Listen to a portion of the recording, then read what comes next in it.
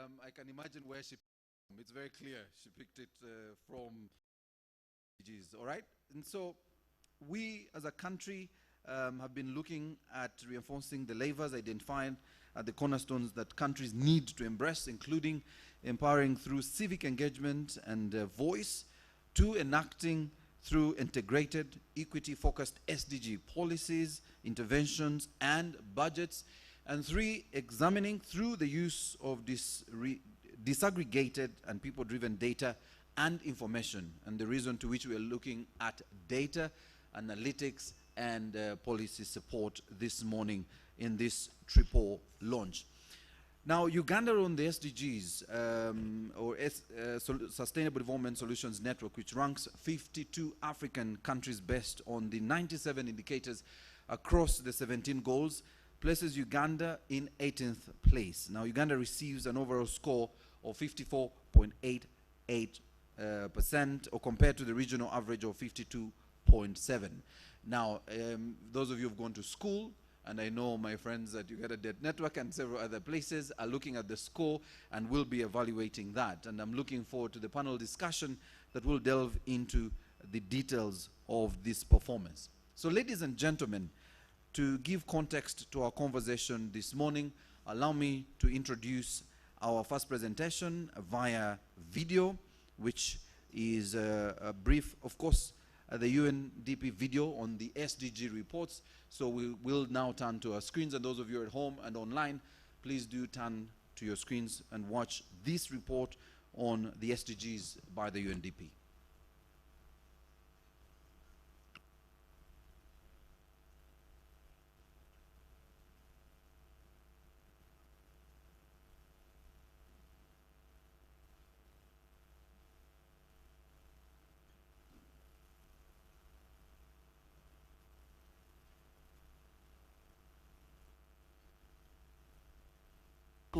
There is a web of interconnections that can make one simple adjustment to a target directly or indirectly affect multiple others.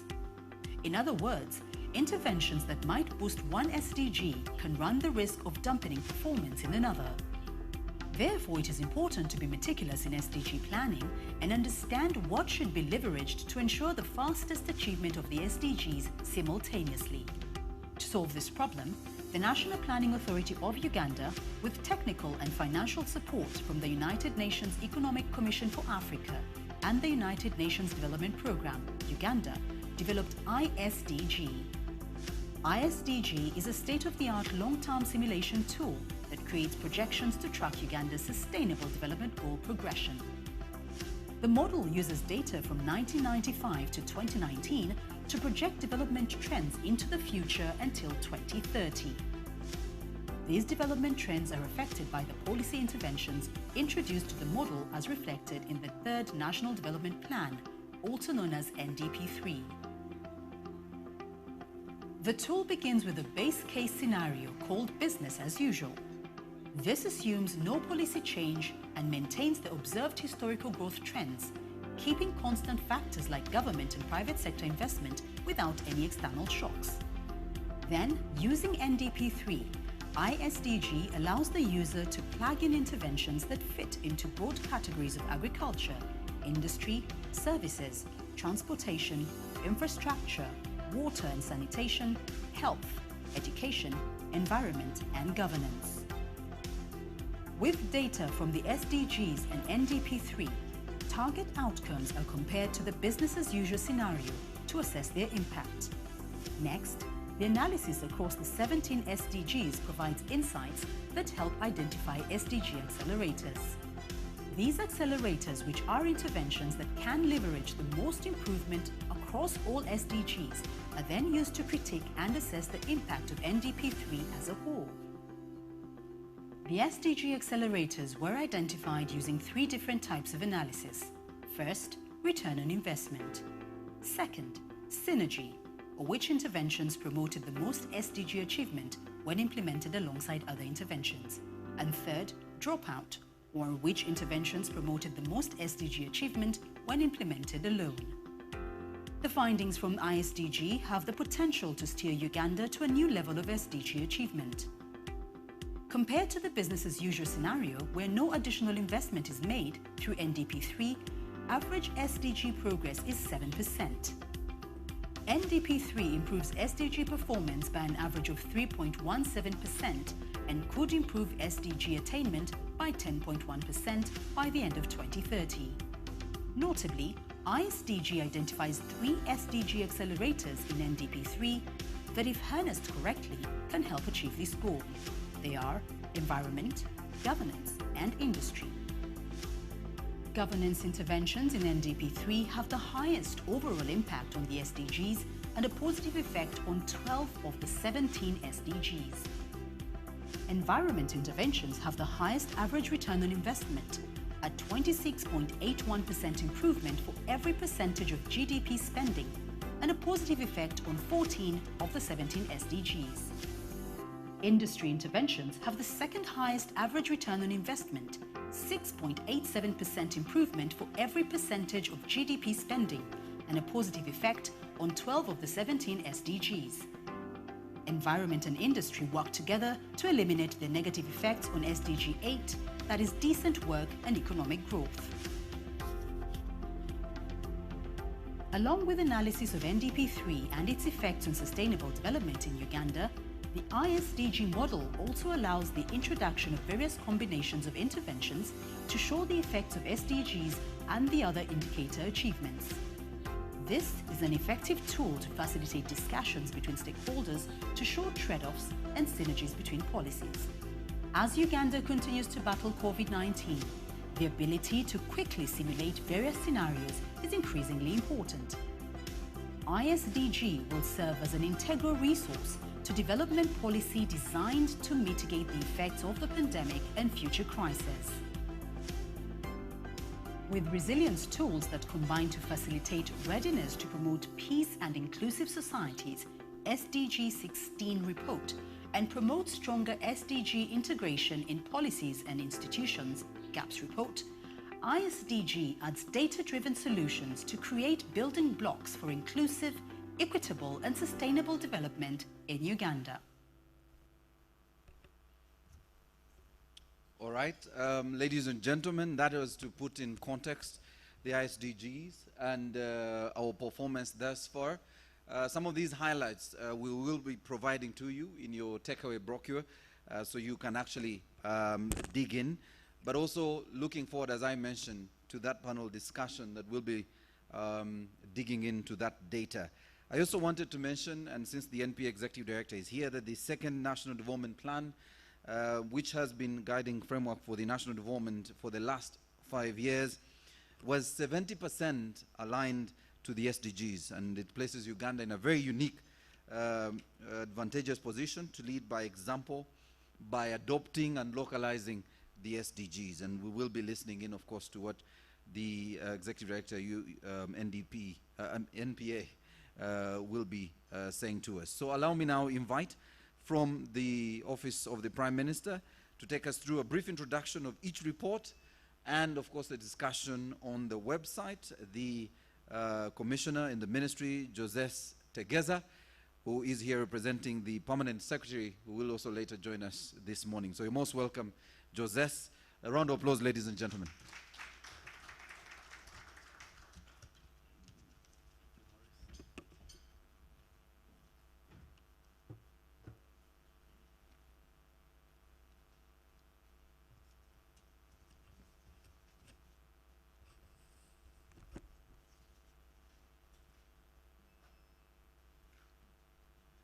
The senior government officials present here, the UN country team, the private sector, civil society, the academia, your excellencies, distinguished participants to this gathering, both virtual and physical, ladies and gentlemen.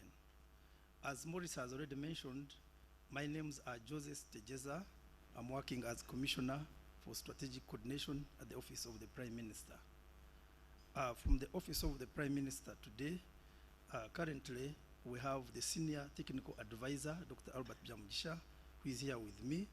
But later on, we shall be joined by our senior colleagues, and my Permanent Secretary should have taken this but has delegated me due to other urgent commitments, but he'll be joining us later.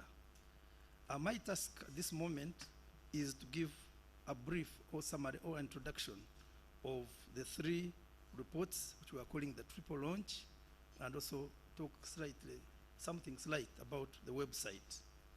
And it's my honor to do so, and you'll allow me to start by appreciating some key persons here who may probably not be the most important, but who on behalf of government, I note that they are here and they are senior colleagues, and that's the Executive Director, National Planning Authority, whom I want to inform you that he has, by and large, supported government under his technical leadership to ensure that the elements of SDG importance are highlighted and incorporated in all national development planning frameworks.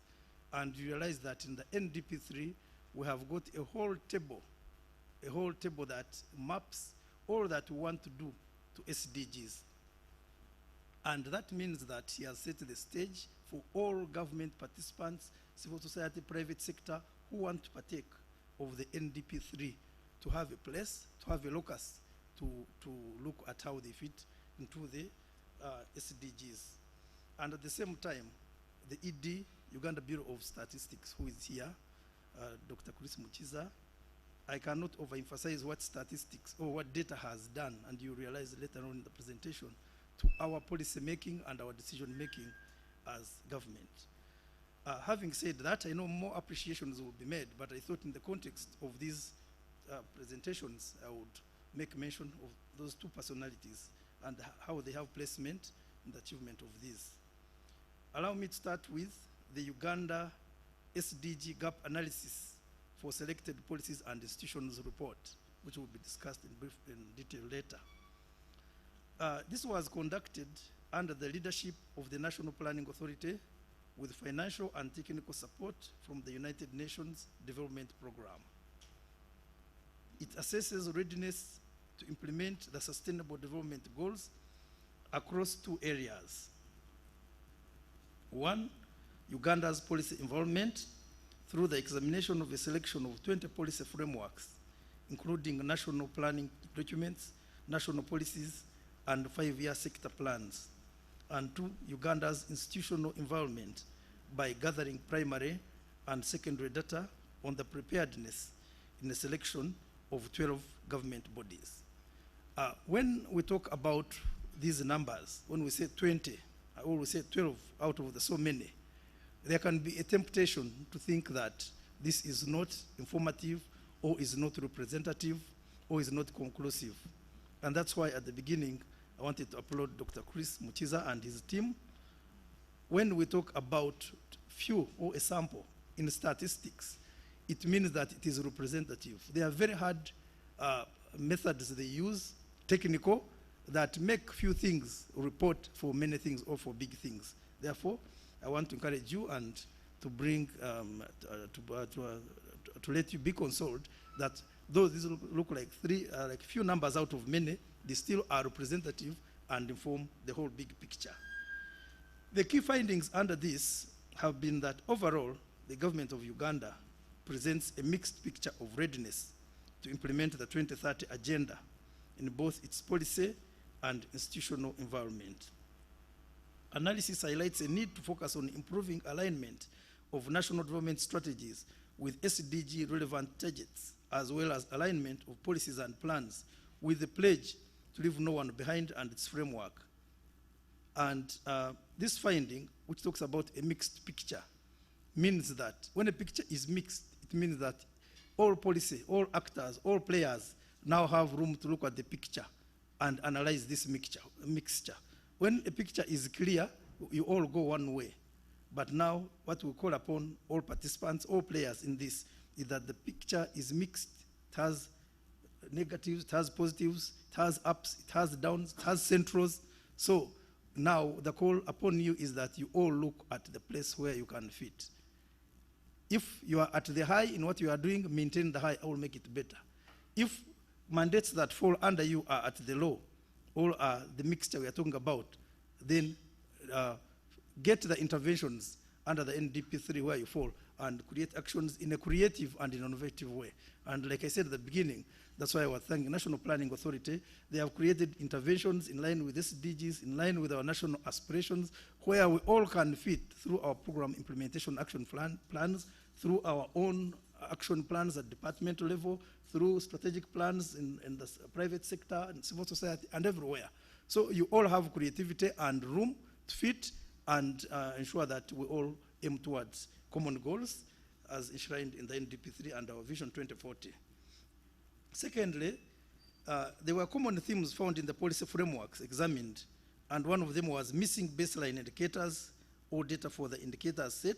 The second one was lack of specific budget allocations, then commitments evaluated through results framework. These are key themes that were found in these institutions. Baseline, I don't want to emphasize the use or the importance of baseline indicators because it's all known to us. When we don't have a baseline, when we don't have where we have started from, we can't know where we are. And this was pointed out. Similarly, Uganda has sufficient, this was a finding as well. Uganda has sufficient policy frameworks to support implementation of SDGs. And sufficient does not mean that we cannot create new policies. But when we say sufficient, it means that there's a lot of room for all players to play within these policy frameworks, or at least to exhaust them. The pointer is that the frameworks are in existence, but many are on the shelves probably. Or the pointer is that many are in existence, but they are being used inadequately. So let's exhaust the sufficiency of the policy frameworks in place, and then we can think of new ones, or even we can adjust the current, but the pointer is that let's look strictly at what we have currently and see what we can do with it. The policy recommendations that come under this study are that we should emphasize the prioritization processes. Prioritization is simply from the fact that the resources will never be adequate. 2, standardize integration of SDGs across national policies, plans, and MDA strategies. Standardization is the key word. We may all be doing good things, but remember we are together. So we need comparatives, we need to move together. If you are in terminologies, let's have common terminologies. Let's have the same sense of what we are doing. So the standardization is coming out in this as a key finding, and which we should study, because we may all be doing different, all same things in our domains, but the moment we don't standardize what we are doing, we may be talking the same language, we may be talking different languages, and yet we are aiming for the same goal. And then invest in linking multi-sectoral SDG targets, multi-sectoral, multi-agency, multi-program. This calls in for us to work, calls in for thinking or innovation on how we can work together, multi-sectoral targets. Targets that call for different players to play their parts. The challenge we are having is working in silos, or working in your own cocoon, in your own circle, and trying to achieve. And yet out of your gate, you'll meet recipients of your products who will have elements from another house. So let's all have our houses together, have this element of working together, and of course, without understanding a value chain, we cannot work together. Let's start from the bottom, look at the top, and see where we are going together. The moment we don't see what we are contributing to at the top, then we remain in silos. So, multi-sectoral SDG targets. Then to address institutional gaps, the policy recommendations that create awareness amongst MDAs, focal persons within MDAs. I'm glad to inform that an attempt on this has been done by Office of the Prime Minister to do with many SDGs, and I want to applaud our senior technical advisor heading the SDG Secretariat Office of the Prime Minister, who has taken lead in this, and we are certain that our focal points will be useful to guide in their areas of subject specialization, so that we achieve the objectives of the NDP3 and even the objectives of the United Nations Sustainable Development Cooperation Framework. Then utilize established SDG coordination structures. Improve alignment of financing. Document successful collaborations. These are the policy recommendations to address institutional gaps. To address gaps in leave no one behind, Remember, we have the principle of leaving no one behind, starting from the one at the farthest. We have to identify Uganda's vulnerable populations. This identification continues. Let's not identify a one-off because stages are dynamic. But at any one moment, we must have an identification, or at any one period, we must have an identification of who the vulnerable are. 2, participation of vulnerable groups. Let's identify them and have them participate. 3, outline the impact of each sector plan and policy on the poorest. As I mentioned earlier, and as you all know, we are now into the program dispensation, and where I said the word sector in terms of what our studies had anticipated, please remember that we also have the program, and you can take them in the same spirit. To address gaps in trade-offs, reconciling aims of the government of Uganda. In conclusion, as Uganda implements NDP 3, particularly at program, sector, and local government levels, it will be important to consider the highlighted recommendations or more effectively integrate the Agenda 2030 goals into planning, budgeting, coordination, and reporting frameworks, and ultimately to succeed in achievement of the goals. Ladies and gentlemen, that is the summary all the long of the SDG analysis for selected policies and institutions. I will go to the next, which will be where I will be faster. The next one is the dynamic analysis or data gap analysis for SDG 16 in Uganda. This is an assessment of achievements and challenges. The background is that the Sustainable Development Goals are a globally accepted framework for tracking development progress, consisting of 17 goals with 169 associated targets and 232 indicators. The 17 goals cover all interrelated social, economic, and environmental dimensions of development. SDG 16 aims to promote peaceful and inclusive societies for sustainable development and provide access to justice for all and build effective, accountable, and inclusive institutions at all levels.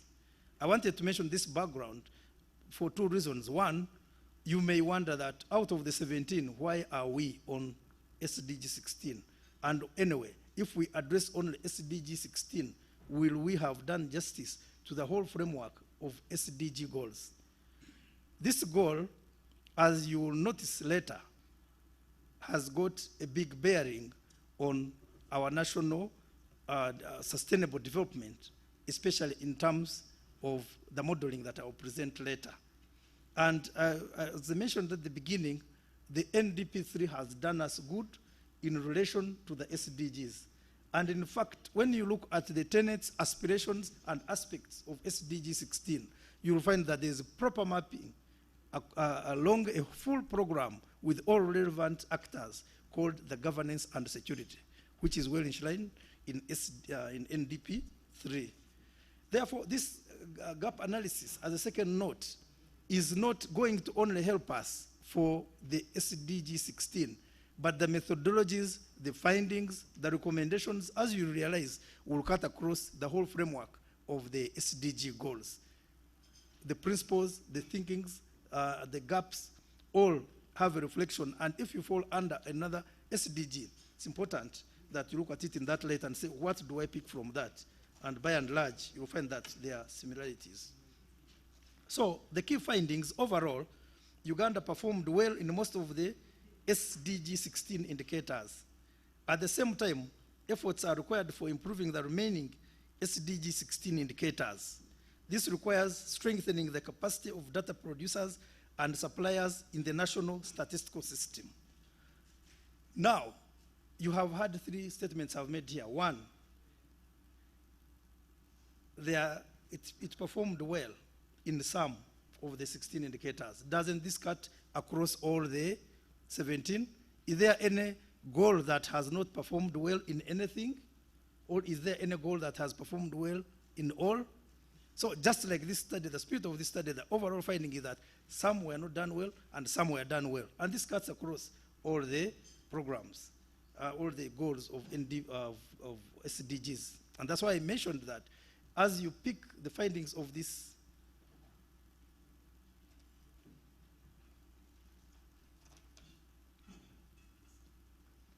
Thank you, Honorable Minister.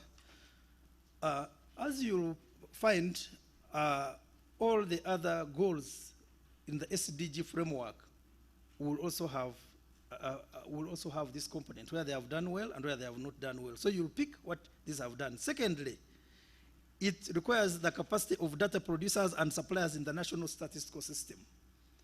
The Uganda Bureau of Statistics, like I mentioned earlier, by law, by statute, I think the UBOS Act 1998 is empowered to oversee, to monitor, and even to guide on the national statistical system, the data producers and suppliers.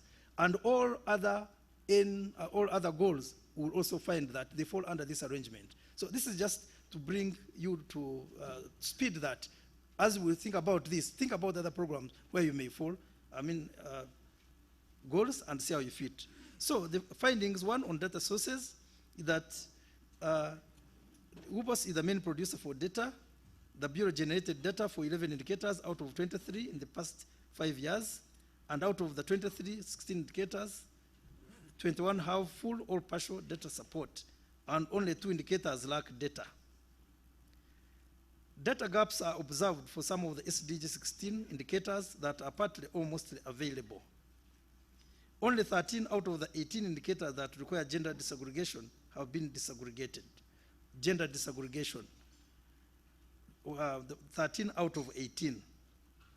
Still, the beauty with this presentation, or with this summary, or with this report, is that there is no 100%. You know, sometimes 100% are good for the person or for the entity that is performing them, because it keeps there and it keeps monitoring itself. But at times, the gaps are good for improvement, and especially for those who are not in the 100%. Therefore, I encourage you not to only pick interest in the 13, but also look at the rest, the 5 that have not met the standard. The policy recommendations that have come out of this study are that we should continue to build general awareness and interest in the SDGs. There are different levels of desirability, difficulty, and priority in data production.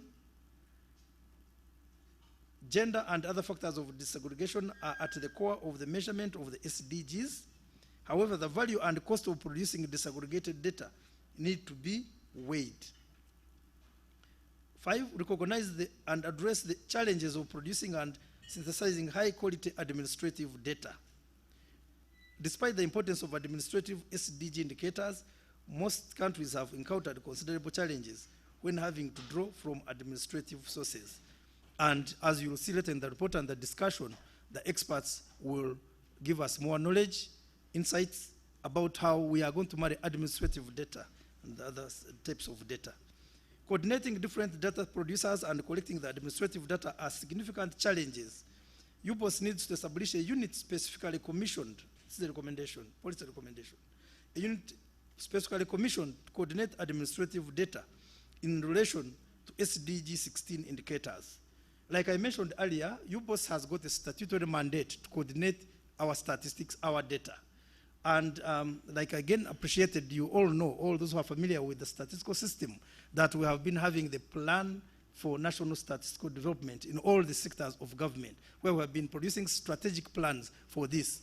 And as we establish this unit, I'm certain that the ED UBOS probably will also give us enlightenment on how those PNSDs we've been doing as government can have this fit into them, or whether this unit can utilize the philosophy that was behind the strategic plans. Data reporting automation and digitalization is necessary to meet the needs for disaggregated data. This is a recommendation as well. Friends, that is the second report that I've finished. I'm now going to give you highlights on the last report, which is a dynamic analysis of sustainable development goals. This brief which I'm presenting is based on a full report by National Planning Authority, with technical and financial support from the United Nations Economic Commission for Africa and the United Nations Development Program, Uganda. And the report I mentioned previously was by the Uganda Bureau of Statistics, with technical support as well from our other partners. The background to this is that Uganda has made a significant progress towards achieving the Sustainable Development Goals and integrating SDGs into national planning and budgeting processes. Starting with the second National Development Plan, the government has now begun implementation of the third National Development Plan to achieve increased household income and quality of life. And like I mentioned, or I assured you, probably on behalf of the ED, National Planning Authority, we all have full confidence that there's alignment, full alignment of the NDP 3 to the Sustainable Development Goals. The SDGs are interlinked in complex ways, both explicit and implicit. The goals embody a complex system of interconnected feedback loops, lengthy time lags between causes and effects. In other words, in summary, they are integrated. What happens to one happens to the other. A delay in one causes a delay in the other. Success in one has an impact or has a bearing on another. And what has come out as key results from this study? This study is technical, as you realize from its heading. What has come out of this study is that the analysis identified potential medium and long-term outcomes for NDP3's own targets and SDG targets in the base scenario, where no additional investment is made through NDP3. The average SDG progress in absolute terms is 7%. To summarize this, what this is saying is that if you make an assumption that what is happening now continues, policy frameworks, the way we do things, or what Morris has called business as usual, if you assume that that pertains, then we have that base. And it's from that these key results are being advanced. Therefore, NDP3 improves SDG performance by an average of 3.17. Further, the synergy and return on investment analysis identified the following 3 categories of interventions, which are key SDG accelerators: environment, governance, and industry. These 3 categories of accelerator interventions can be mapped back to the 18 programs in NDP3 and their responses. So what was done was to assume that we remain as we are, or to assume that we are going to hit targets that were arrived at in a model by National Planning Authority and partners, what we are calling the I, or Integrated Sustainable Development Goal Model. This model is international, it's global, and for our cases, we are calling it the Integrated Sustainable Development Goal Model Uganda, because it has been customized to the environment and to the institutional arrangements and everything that fits the assumptions in Uganda. When we talk of modeling, of course, what you think about is customizations, assumptions, and bringing it to our own context. Therefore, the first best scenario where nothing was done was considered, and the second was if we are to do so many things and by 2030 be into some type of targets, which SDG goals would be the ones that would have contributed to that, and all would have contributed, but the ones which were seen as the most important for that acceleration were environment, governance, and industry. And that is what that finds. I know when we get to the presentation, the details, the model will be explained more to a non-technical audience in a better way by National Planning Authority. The policy implications are that NDP3 is a well-rounded plan that targets overall sustainability development. And the study also found that the program of NDP3, the programs are most effective for SDG achievement when implemented together. Priority in implementation should be given to programs that offer interventions in the 3 accelerator areas: governance, environment, and industry. So the prioritization which we had talked about should be looked at in the area of this, in the area of these 3: governance, environment, and industry. And this has got to be knowledge for all the program working groups and for all the program areas, that where you have an intervention that impacts on these 3, then please capitalize it.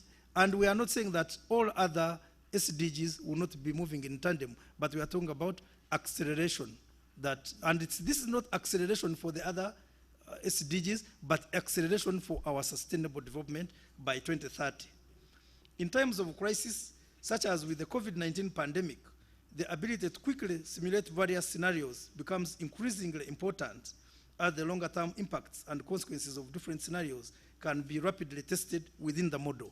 So what we are saying and what we are pointing out as a policy implication is that now that we are into the new normal or the new abnormal, whichever way you call it, but we are with COVID now, we have to know that we have got some frameworks that are coming in handy which can be useful in the fight against such pandemics or in responses of that nature. And one of them is this simulation model, which has got room for us to factor in consequences and scenarios of, that arise from pandemics like COVID or other happenings that may take us by surprise. So, in summary, the policy implication is that, the policy implication and recommendation is that if this model is understood, it's not static, it still has room for accommodation of such new happenings. And lastly, having given summary of these 3 reports, I just want to say one sentence about the SDG website.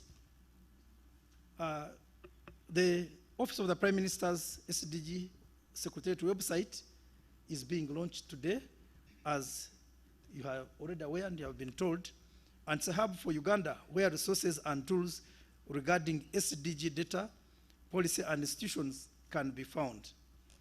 Alongside the findings of these 3 important reports, this website will be a critical resource hub as Uganda moves toward Agenda 2030. And I should mention that this website has been developed with consultation from all the key stakeholders.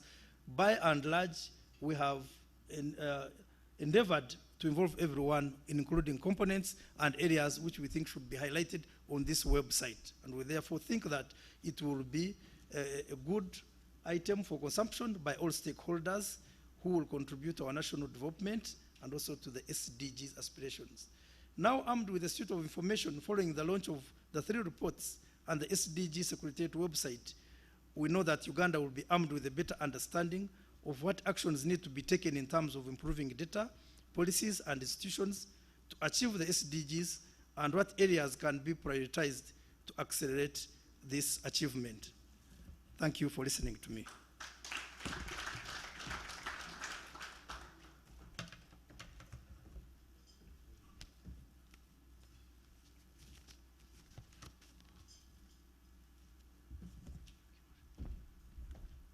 Ladies and gentlemen, another round of applause for Joseph.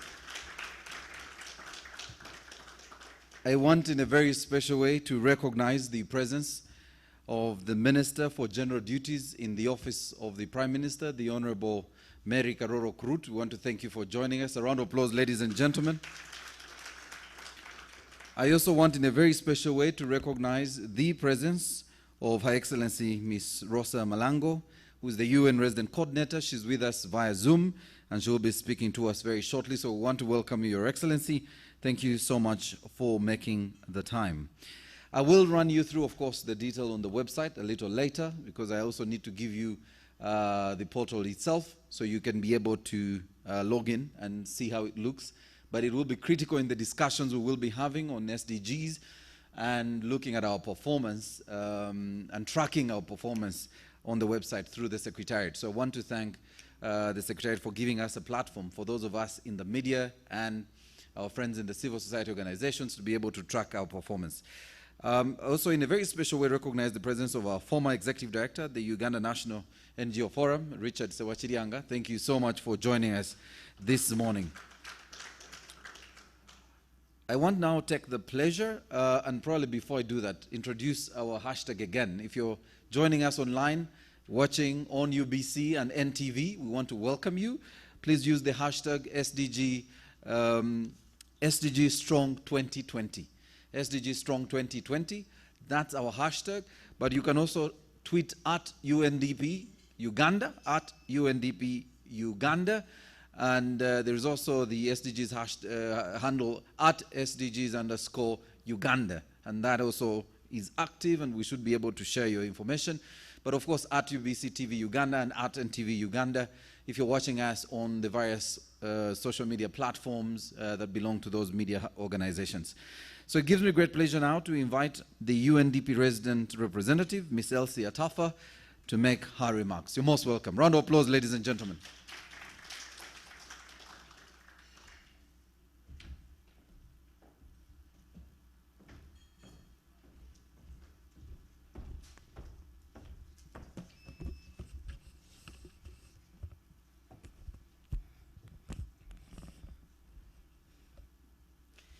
Good morning, everyone. We need some energy. Good morning, everyone. Good morning.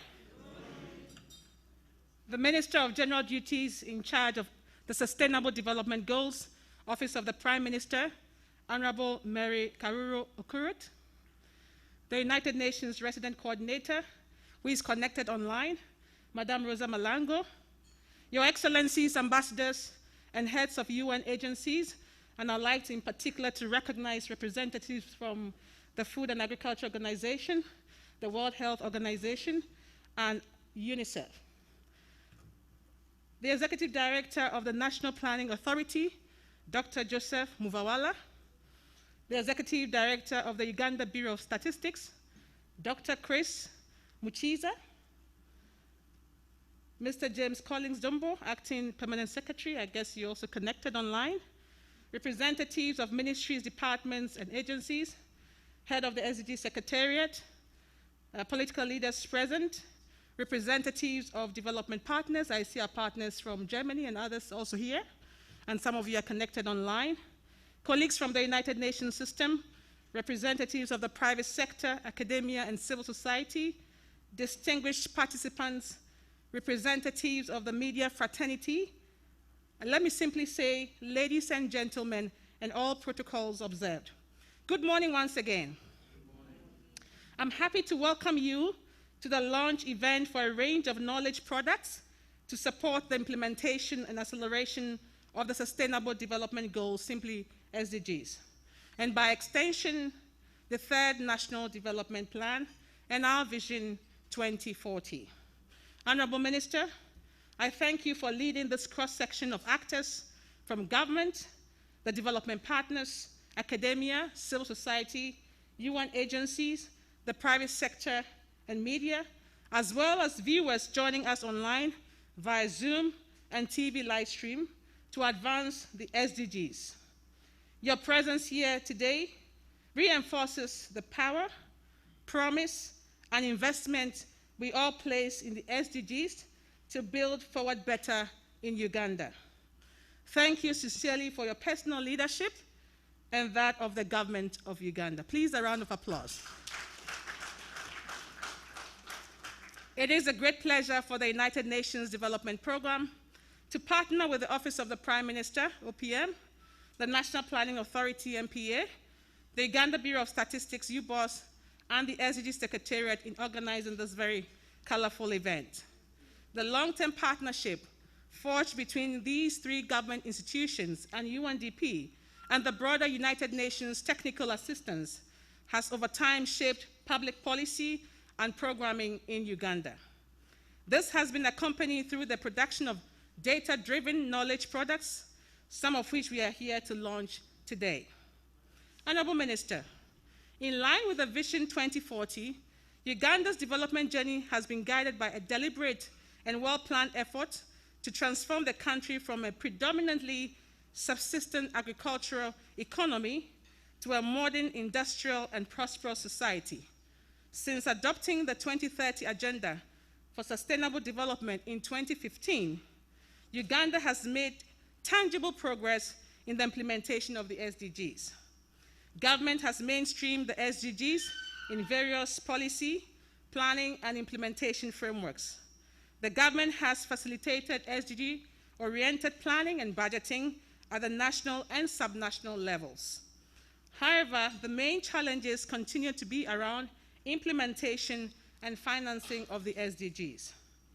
Monitoring progress towards the SDGs is also a a big challenge in most developing countries, and Uganda is no exception. The principle of leaving no one behind in the 2030 Agenda calls for high quality, accessible, timely, reliable, and disaggregated data by income, sex, age, race, ethnicity, disability, and geographical location.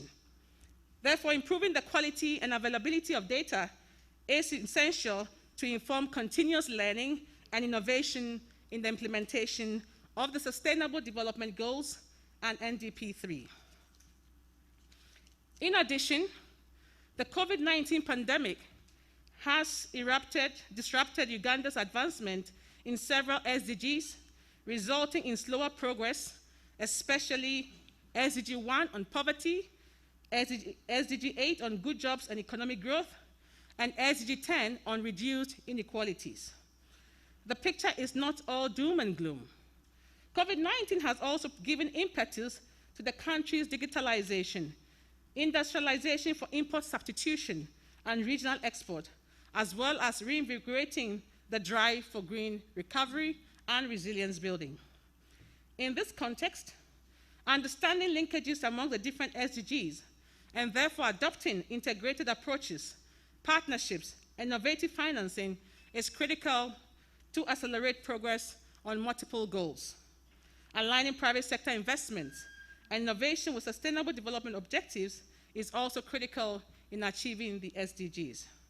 It is against this background that UNDP has been providing both strategic and demand-driven services to support Uganda on SDGs in areas such as, first, providing integrated evidence-based policy service and analysis on SDGs and supporting SDG mainstreaming into national plans.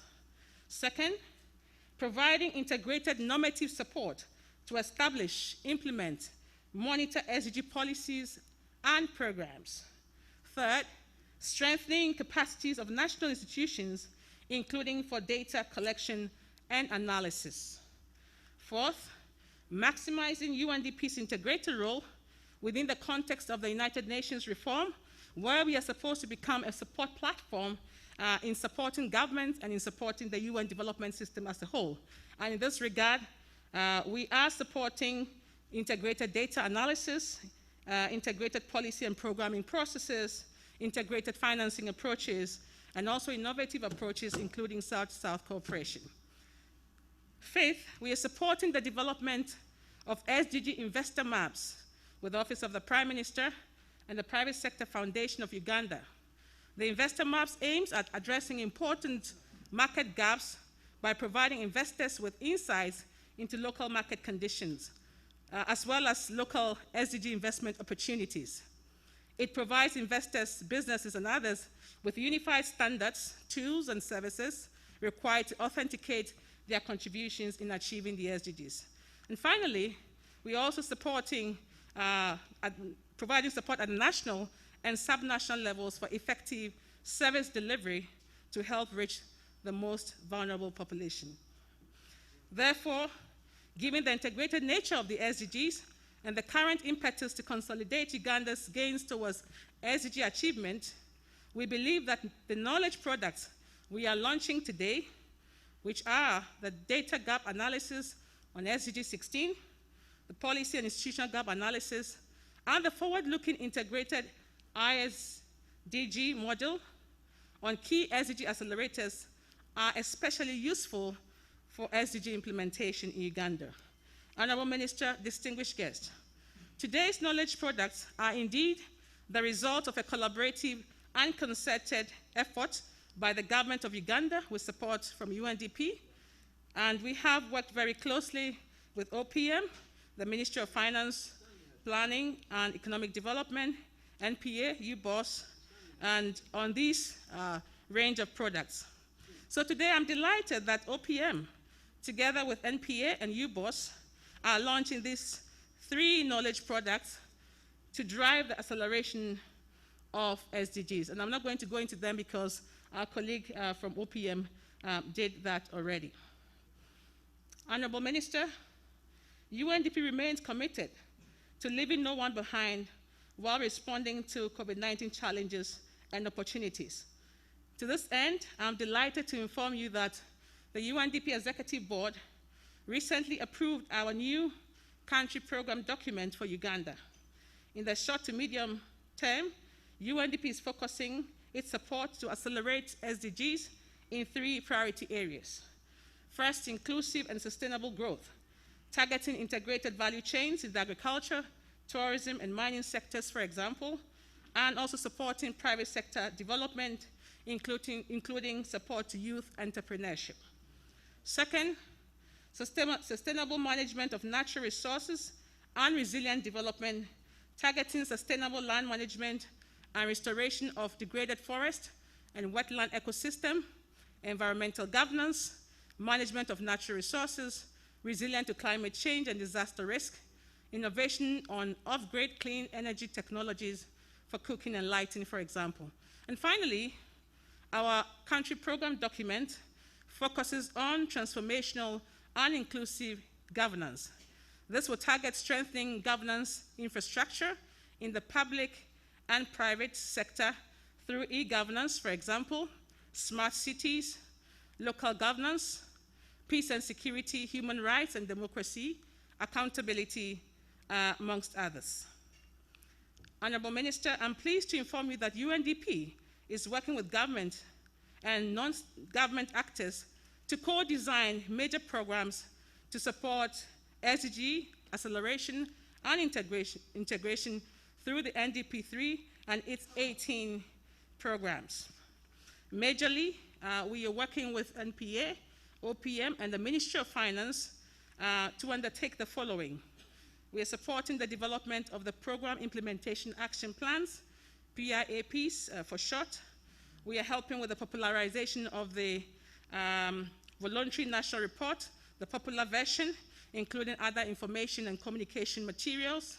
We are helping to evaluate the SDG roadmap and to develop a new SDG roadmap for 2021-2025.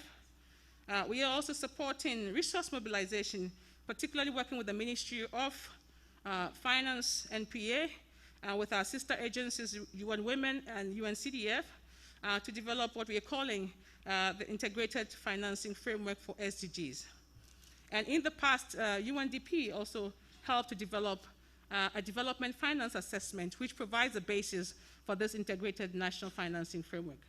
As I conclude, I thank the government of Uganda through OPM, NPA, and UBOS for collaborating with the United Nations Development Programme, UNDP, and our wider United Nations family in producing this knowledge products on SDGs.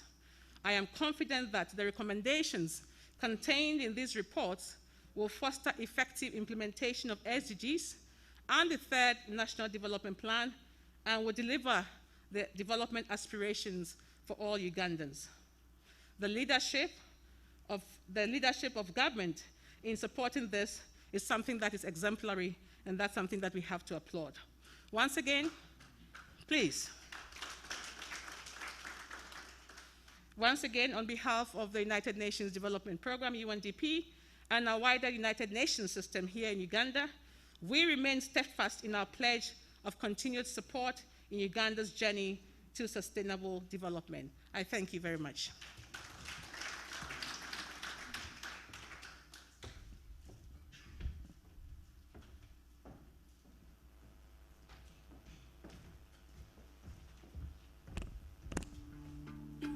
I'm sure we can do better than that. Another round of applause for Elsie.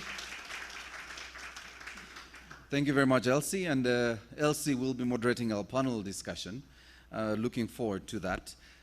Quick update on the website, please, if you can, and if you're watching us online. The website is sdgs.opm.go.ug.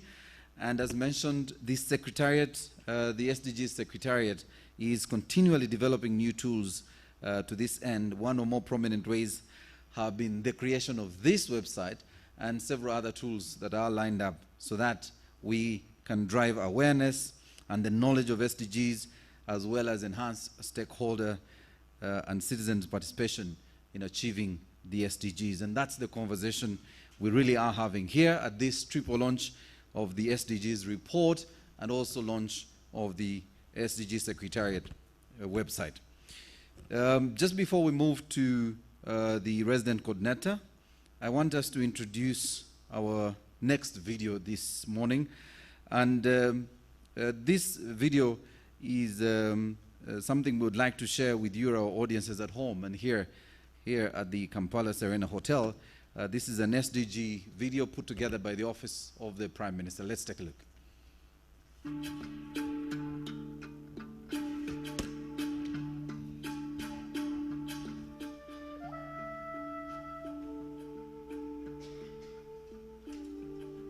Sustainable development without resultant transformation is like talking of quantitative growth without qualitative change.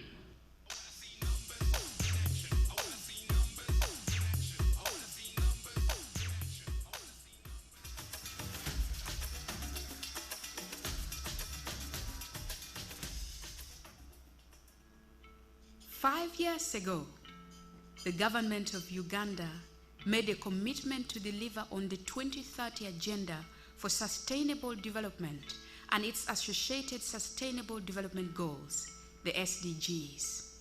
During the period of the 69th session of the United Nations General Assembly, the UN member states have finally agreed on the all-important SDGs, 17 of them. The convergence of analysis and solutions, the convergence of diagnosis and prescription is a landmark in the history of mankind. It was in September 2015 that the General Assembly adopted the 2030 Agenda for Sustainable Development. At the heart of the 2030 Agenda was a pledge to leave no one behind. It meant that the 17 Sustainable Development Goals and targets should be met for everyone, with a particular focus on the poorest, most vulnerable, and further behind, people who indeed are often left out. The government put in place several mechanisms to accelerate implementation of the SDGs, including appointing the minister in charge of general duties as focal point minister for the SDGs. The government developed a multi-stakeholder SDG coordination framework, which was anchored within the mainstream government coordination arrangements. This framework defines and delegates roles and responsibilities for coordinating the implementation of the SDGs. In 2019, government worked with the United Nations to establish the SDG Secretariat in the Office of the Prime Minister. We in Uganda are devoting a reasonable amount of time and resources to follow through on the implementation of the agenda and establish links between the SDGs and our national priorities. The SDG Secretariat, under the Office of the Prime Minister, is charged with, among other things, supporting the implementation of the coordination framework, monitoring implementation and progress of the 2030 Agenda, and building strategic partnerships with the private sector on financing and innovation for the SDGs. We are deliberately working to ensure that the SDGs are implemented in an effective and timely manner. Several milestones have since been achieved.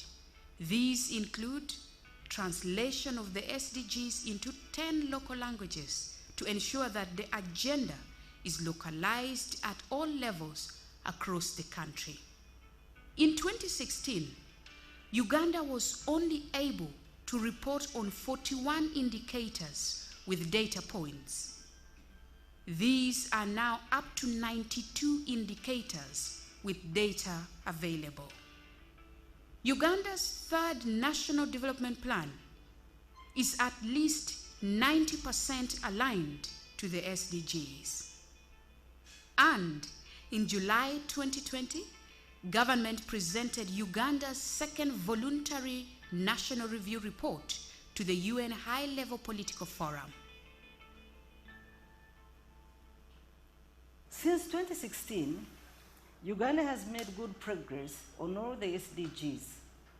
Before the COVID-19 outbreak, the economy had registered strong recovery and was projected to grow at 6.0% in 2019-2020.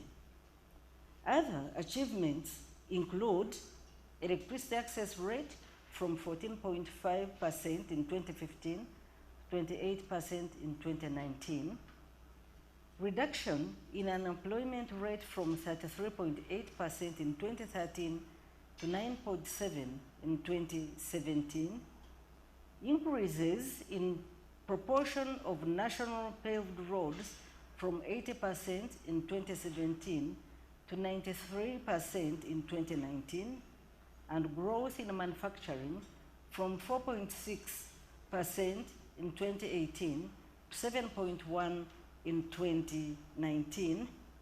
The number of people covered by a mobile network by technology from 20.2 million in 2015 to 25.6 million in 2019. The government recently signed the United Nations Sustainable Development Cooperation Framework with the United Nations to steer implementation of the third National Development Plan and the SDGs. Before 2019, we had what we called the United Nations Development Assistance Framework. It was really about assistance. It represented about 30% of our programming in country, and the accountability to the national framework was not that clear. With the reform, we have moved to the United Nations Sustainable Development Cooperation Framework. It demonstrates the shift from assistance to partnership. People, the planet, prosperity, peace, and partnerships are at the heart of the SDGs. And although the COVID-19 pandemic has exposed sustainable development challenges, the outlook is positive. Uganda's resolve to achieve the SDGs remains unshaken. Our path to recovery must and will be aligned to our SDG journey. As we continue on this collective journey, we commit to our promise to the people of Uganda and to the planet. No one will be left behind.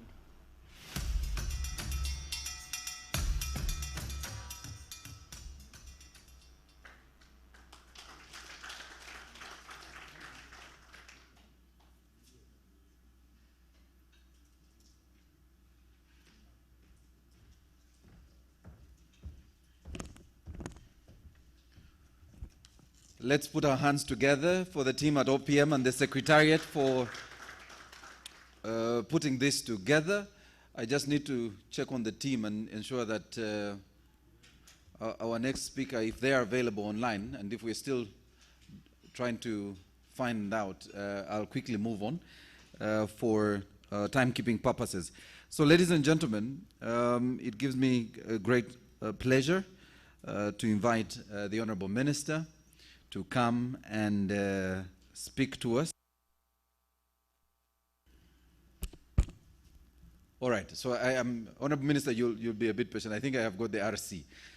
Your Excellency, the Resident Coordinator, the UN Resident Coordinator, Ms. Rosa Malango, I would like to invite you to make your remarks, and she will be joining us via Zoom. For those of you who are watching us online, Your Excellency, you're most welcome.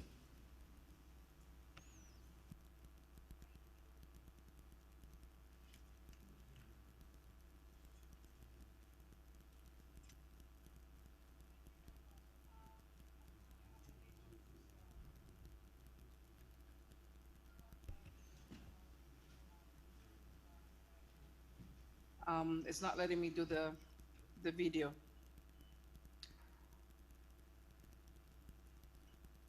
So,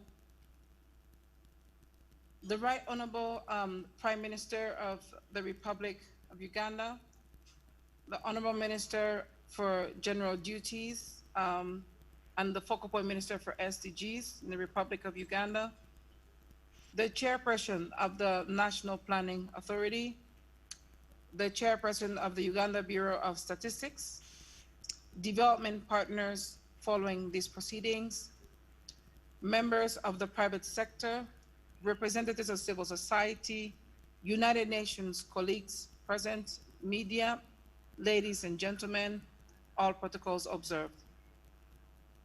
On behalf of the United Nations system in Uganda, I am delighted to be part of this joint launch of the Uganda SDG Data and Policy Gaps Report, despite the challenging global environment we find ourselves in. I wish to begin by acknowledging the leadership of the government of Uganda in its response to COVID-19 and in advancing the 2030 agenda, including the Sustainable Development Goals. I also wish to thank UNDP for its support in developing the products which are being launched today. I have been informed that the following 3 knowledge products are being launched. First, the SDG Policy and Institutional Gap Analysis Report. Second, the SDG 16 Data Gaps Report. And third, the results of the ISDG modeling work, which will contribute to the acceleration of the Sustainable Development Goals in Uganda. The Uganda SDG Gap Analysis for selected policies and institutions reveals that overall, the government of Uganda presents a mixed picture of readiness to implement the 2030 agenda in terms of its policy and institutional environment. This is a call for all of us to focus on improving the alignment of the national development strategies and the relevant SDG targets. I am pleased that Uganda is well positioned to provide data on the SDG 16 indicators, which globally have been among the most challenging data to collect. The findings and recommendations for SDG 16 on peace, justice, and strong institutions will inform interventions by the UN family and partners in support of the National Initiative on Civic Education, a joint initiative between the government and civil society on transitional justice, as well as our efforts to enhance legal frameworks to address gender-based violence and other protection issues. Ladies and gentlemen, with 18 priority programs encapsulated in the National Development Plan 3, it is important to identify, implement, and deliver on interventions that will accelerate both Uganda's National Vision 2040 and the Sustainable Development Goals. I am hopeful that the analysis presented today will support our efforts to enhance synergies and joint decision-making. Before I conclude, I would like to commend the National SDG Secretariat, the first of its kind on the African continent, under the leadership of the Office of the Prime Minister, for your accomplishments in bringing stakeholders together around efforts to achieve the SDGs as part of the national journey to sustainable development. I also wish to congratulate you on the launch of the SDG Secretariat website, sdgs.opm.go.ug. This provides vital information on SDGs to everyone in Uganda, leaving no one behind. I invite all participants to please log in today. I would like to conclude by thanking all our partners who have worked tirelessly to achieve the milestones we are witnessing today. Let me begin with the Office of the Prime Minister for your leadership, your flexibility, your passion, and your commitment. The National Planning Authority, the Uganda Bureau of Statistics, and members of the United Nations country team in Uganda who directly contributed to these knowledge products.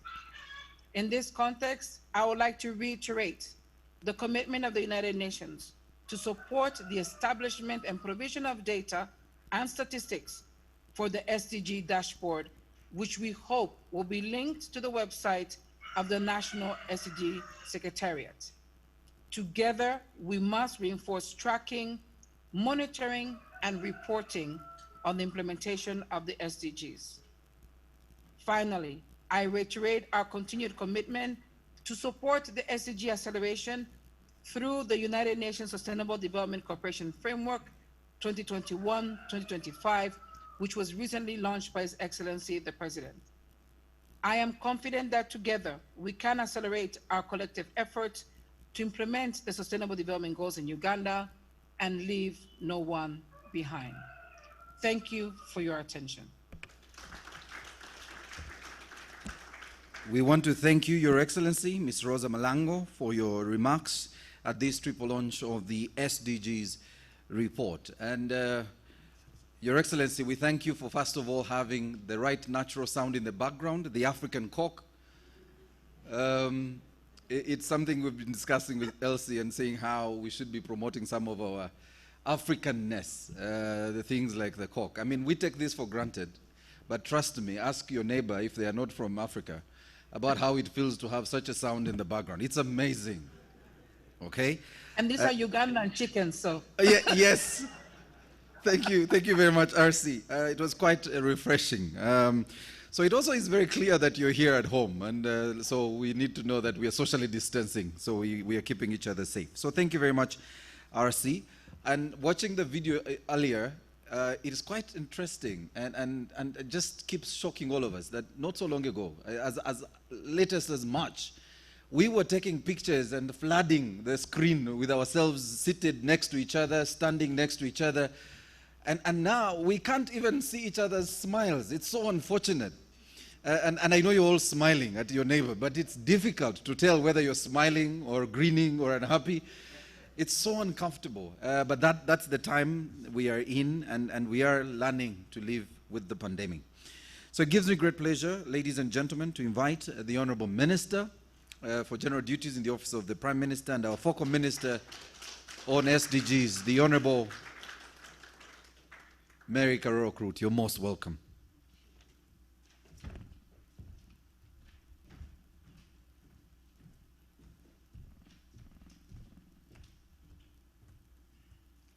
Thank you, Maurice. A very good morning to you all. Maurice, a genuine smile is seen in the eyes. So you can read a lot from the eyes. And learning never stops. I didn't know that exotic cocks cannot crow. This is the first time hearing of it. Thank you for that knowledge. That's an SDG.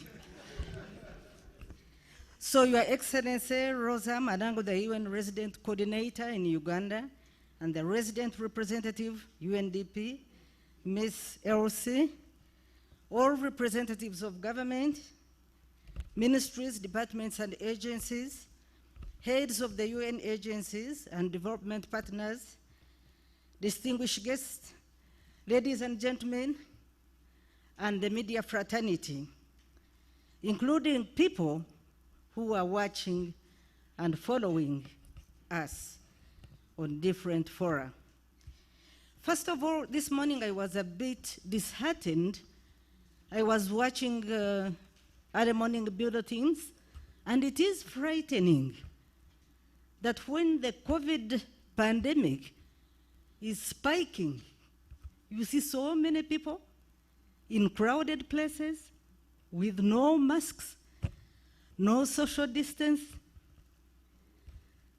We really all have to take up the clarion call. Otherwise, we shall all perish as fools, and the survivors will be maimed. It is very, very serious. So, and I'm pleased to represent the Right Honorable Prime Minister. Actually, this is why I was a bit late. He was about to come, but then he called me. He said some other assignment had come up, so could I go?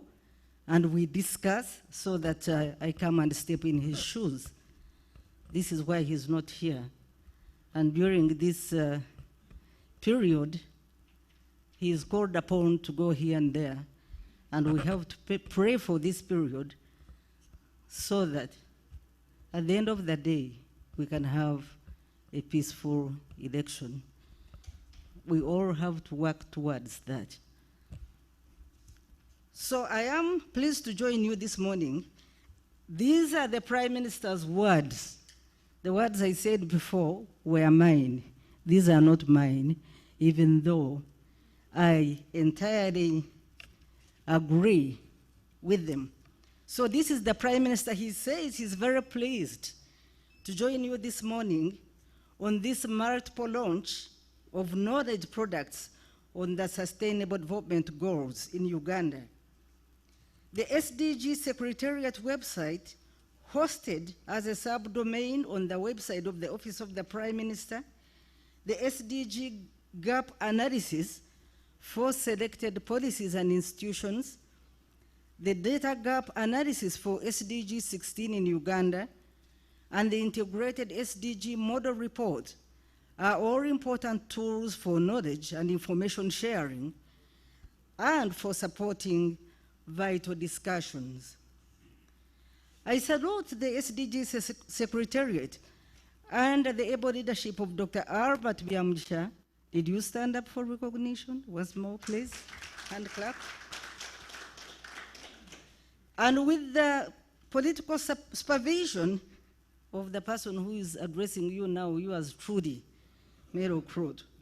In previous discussions about accelerating achievements of the SDGs, we have emphasized the importance of domesticating and localizing the 2030 Agenda for Sustainable Development.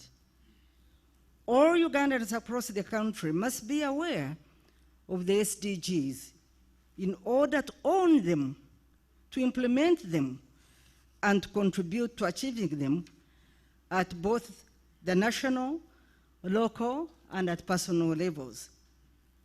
A key running theme in discussions about the SDGs, however, is the lack of clarity surrounding the significance of the 2030 Agenda, even among those directly responsible for implementing them.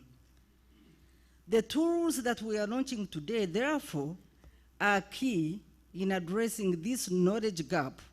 We therefore applaud the partnership and continued support of the United Nations Development Programme for the financial and technical support rendered in developing these products.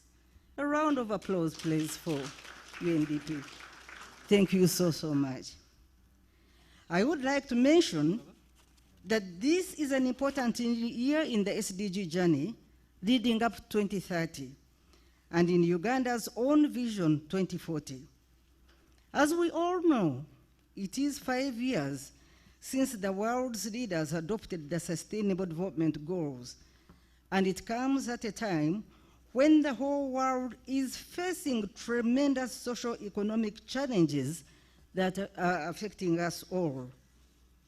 Very importantly, however, the COVID-19 crisis has validated the reasons for adopting the 2030 Agenda in the first place.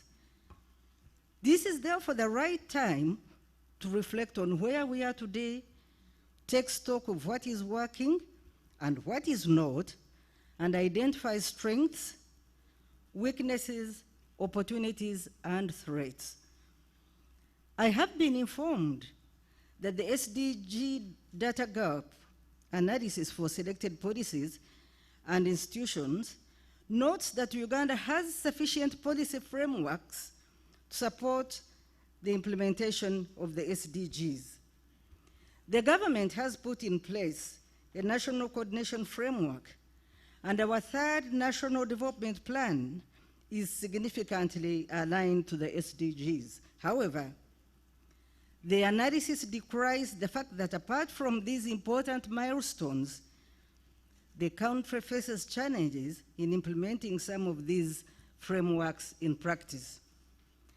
Similarly, the data gap analysis for SDG 16 in Uganda notes that whereas Uganda performed well in most of the SDG 16 indicators, more efforts are required for improving the remaining SDG indicators.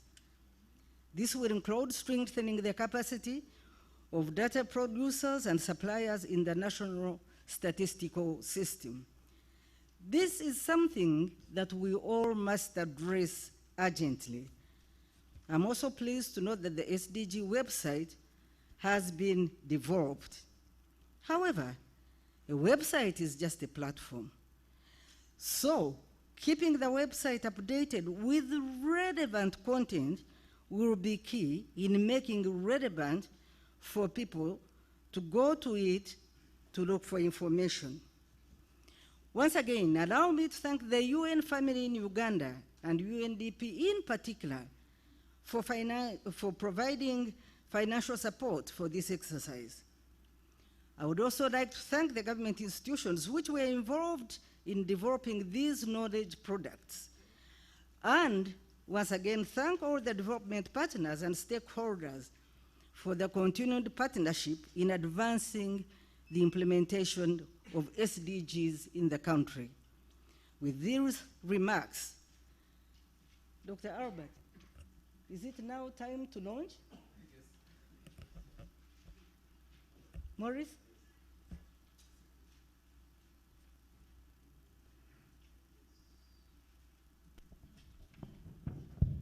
Honorable Minister, if you can give me a minute, if yes. the remarks are concluded, I'm happy to take your seat as I organize myself. The remarks are concluded. I will wait for your signal to launch the website. I thank you very much, and may God bless you abundantly. Round of applause, ladies and gentlemen, for the Honorable Minister. So we will take just a minute. So Elsie will hold the Minister briefly there as we set up. So I'm granting our team permission to set up for the triple launch. And as soon as we've set for the triple launch, I'll invite the Minister to officially launch. So mine is to request our technical team, please bring our boards and let's prepare for the official launch.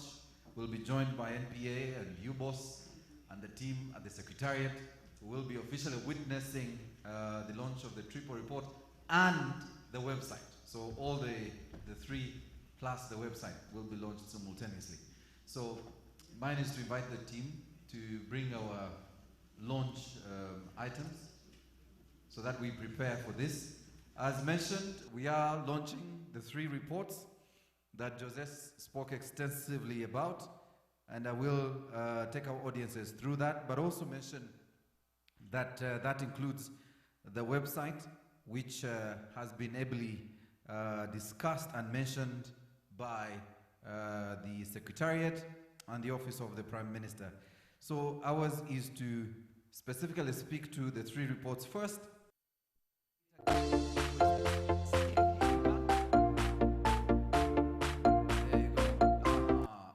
Round of applause, ladies and gentlemen.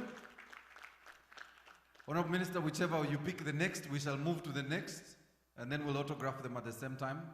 Okay, let's move to the next and also unveil this to the country. It's also, we are hiding it, so it's intentional.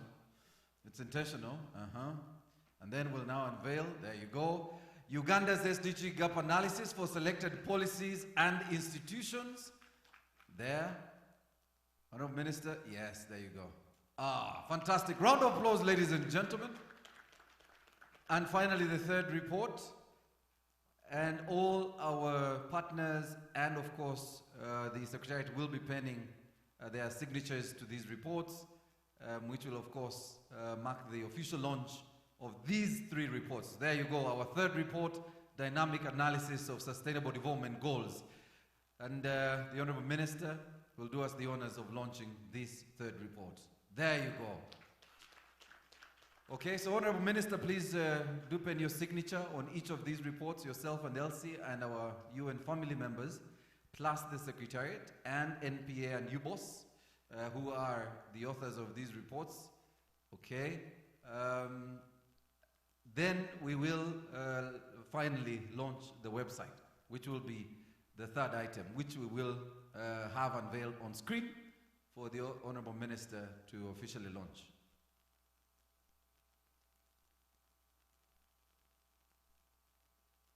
All right, yes. Antonio from FAO. Dr. Chris Mchiza from the Secretariat, Dr. Alfred from the Secretariat.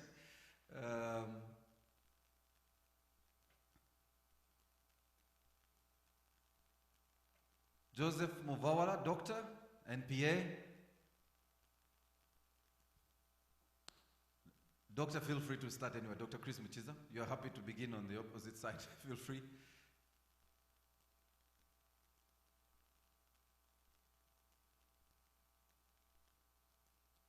Honorable Minister, you'll stay with us because you're also going to launch our website. From there, I'll bring the microphone.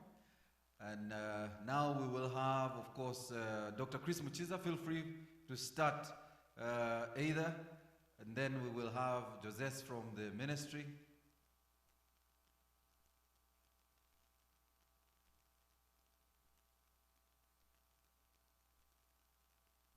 Thank you very much, Dr. Joseph. Joseph Tejeza from the Ministry of the Office of the Prime Minister.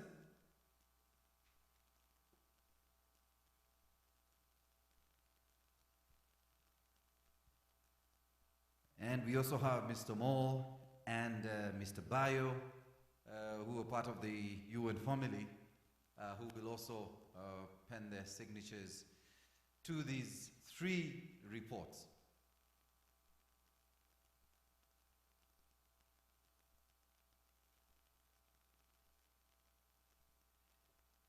For those of you who just joined us, our hashtag is SDG Strong 2020. You can tag at UNDP Uganda, but also you can tag at SDGs_Uganda. Those 2 handles are available, and they do share information on the SDGs. The Honorable Minister, I'll now hand over the mic for you to officially launch the website. I want us to have the website up on the screens. She'll do it from here so that she can... No, so please stay. We need another photo with you people here. Thank you very much. It is now my honor and pleasure to launch the SDG website. Thank you very much. Please, let's make use of it. Thank you. Thank you. So the Honorable Minister, you'll find your way in the middle. We'll space you evenly. Photographers, please do your part. I will let you manage the team. So we'll have a short photo moment here with everyone, our key partners and stakeholders. Dr. Joseph, please come back. Please, and then just to mention the website, if you are watching us, you can log on to the website sdgs.opm.go.ug. That website that is handled and managed by the SDG Secretariat in the Office of the Prime Minister is now active. And please do log on and track the performance, but also get as much information on our performance, SDGs performance, on the website. All right, so I'll ask that the Honorable Ministers and Elsie stay. Our partners can leave, and then we'll stick with you, boss, and NPA. Please do stay because you authored these reports. So Dr. Joseph, and Fao, yes, and Fao. Antonio, please come back. I'm told you should stay. Yes, there you go. So ensure we are socially distanced. There's evidence that, oh, there you go. So these are our partners for the 3 reports authored by UBOS and NPA. We want to thank you on behalf of the Office of the Prime Minister and the UNDP for that. All right. Thank you very much, Honorable Minister. Thank you. Round of applause, ladies and gentlemen. That marks the end of our first session of this official triple SDG reports launch. We are now going to move into the second session, and I'll give that a minute so we can move our 3 reports. So we are moving to the second session of this triple launch, and this is a panel discussion. We will be looking at accelerating the SDGs through data, analytics, and policy support. Our theme for this launch, and this panel discussion will be moderated by none other than the UN resident representative, Ms. Elsie Atafa, who will be having the honor of introducing her panel. And as she introduces the panel, please do make your way to the front, and your names are labeled clearly at the front on where you will be seated. So for the panelists, you can now start identifying where you will be seated. This panel is well constituted. It has representation from the private sector, our key partners, NPA and UBOS. We have a youth representative and, of course, a voice from the civil society organizations. So, ladies and gentlemen, welcome with me the resident representative, UNDP, Ms. Elsie Atafa.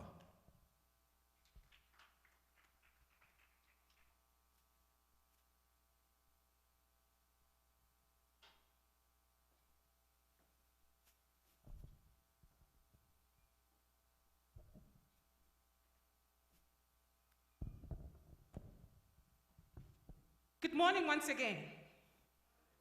Good morning once again. Are you ready for a very spirited debate this morning? I can't hear you. All right, Honorable Minister, Excellencies, colleagues, ladies and gentlemen. The conversation is on this morning. We're going to be discussing accelerating SDGs through data, analytics, and policy support. Now, it's a very interesting conversation, and it's very timely for a number of reasons.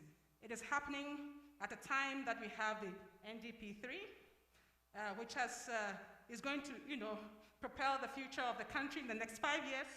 We are also having this conversation at a time when the country also published its voluntary national report, which emphasizes a couple of things, including partnerships, innovation, financing, amongst others. We're having this conversation also during COVID, or post-COVID recovery, where we're looking at areas where we can be able to recover fully and also build resilience. So a lot is happening around this time. We're also having this conversation when the country is looking at different financing sources, instruments, and mechanisms, including developing an integrated national financing framework.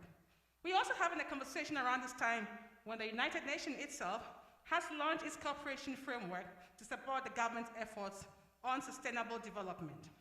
Now, to take this conversation forward this morning and to really delve deep into some of the things we've been hearing, we have some distinguished panelists who will be joining me here in front to have these conversations. First, I'd like to welcome here up Dr. Joseph Mubawala. Dr. Joseph Mubawala is Executive Director of the National Planning Authority. He is also the Prime Minister of the Busoga Kingdom. Prior to joining NPA, he worked as the Chief Country Economist, African Development Bank. Please, a round of applause for him.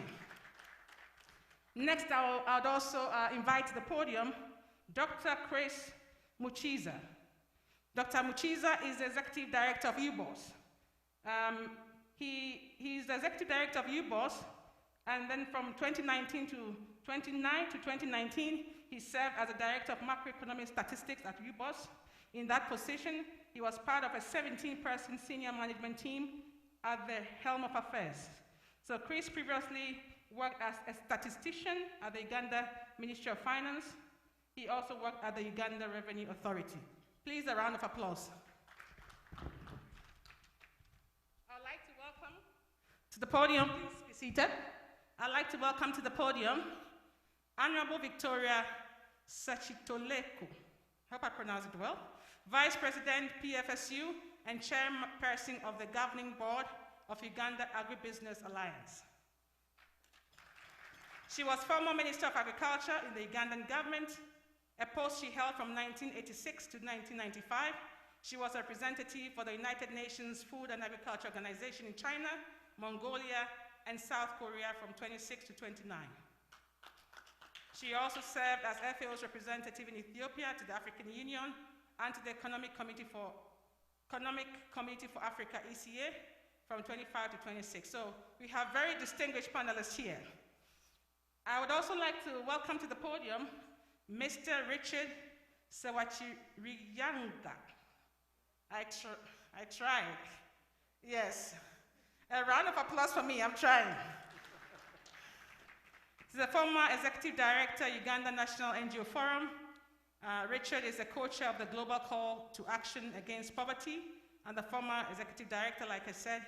He's a policy anthropologist who has helped formulate national poverty eradication strategies and shaped international discussions around development cooperation.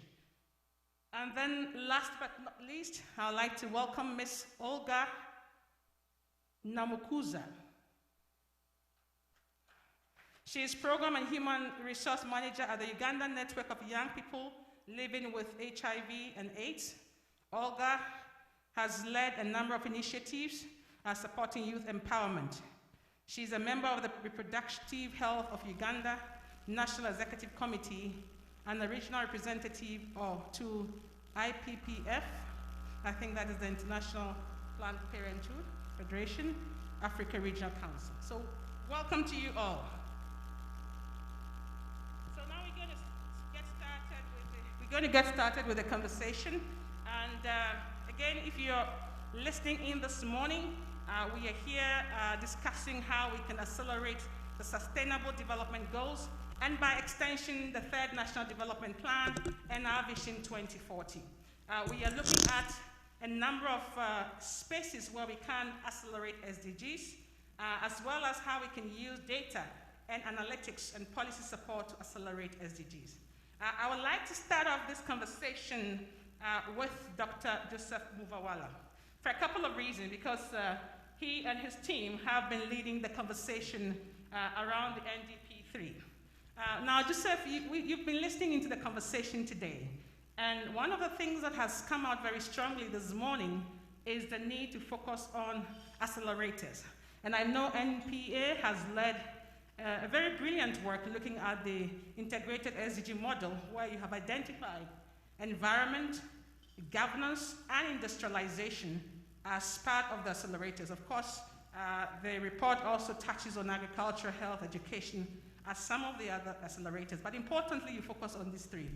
Why did you focus on these three? How did you derive this? And how does it impact or inform the conversations around the NDP3 implementation, particularly as we segue into the program implementation action plans? What are your thoughts? Thank you very much. First and foremost, when we look at the ISDG model, it takes cognizance of the fact that all the indicators of the SDG are interrelated. They must operate in the same space. You must find a way as a country of dealing with all of them for you to achieve the common good. So what we do is that the mathematicians call them sector models. We will not go into that. But the critical thing for you to note is that we are looking at the cause and effect. Most of the models people write will give you cause. They will not give you effect. So the most important thing you need to understand here, that if I have an intervention in environment, what positive effects will it have on other interventions? And what negative effects will it have? Then the balance of it all gives you the return on investment. Now, we used indicators like return on investment, which means which are the areas that have the greatest performance increase. That's number one. Number two, which areas experience the greatest performance relative to the investment you have put in? So we looked at all the SDGs, and then we find that the accelerator number one is governance. And how is that important? For some of us who do M&E and other things, there is what we call leading objectives that lead others. Whatever you do, the leading intervention is governance. And it impacts almost all the indicators. The other one that we look at is environment, return on investment, and how it affects. And ladies and gentlemen, we all notice that when we had a reverse, when God chose, we did poverty numbers at a time when we had problems with weather, we saw what we got. That when we have interventions like water, the minister, I don't know whether we are represented here, we are taking on technologies that use water table. You ask yourself, where does the water come from? So as we present projects in the NDP that are going to be using water table, it is critical for us to think about where the water comes from.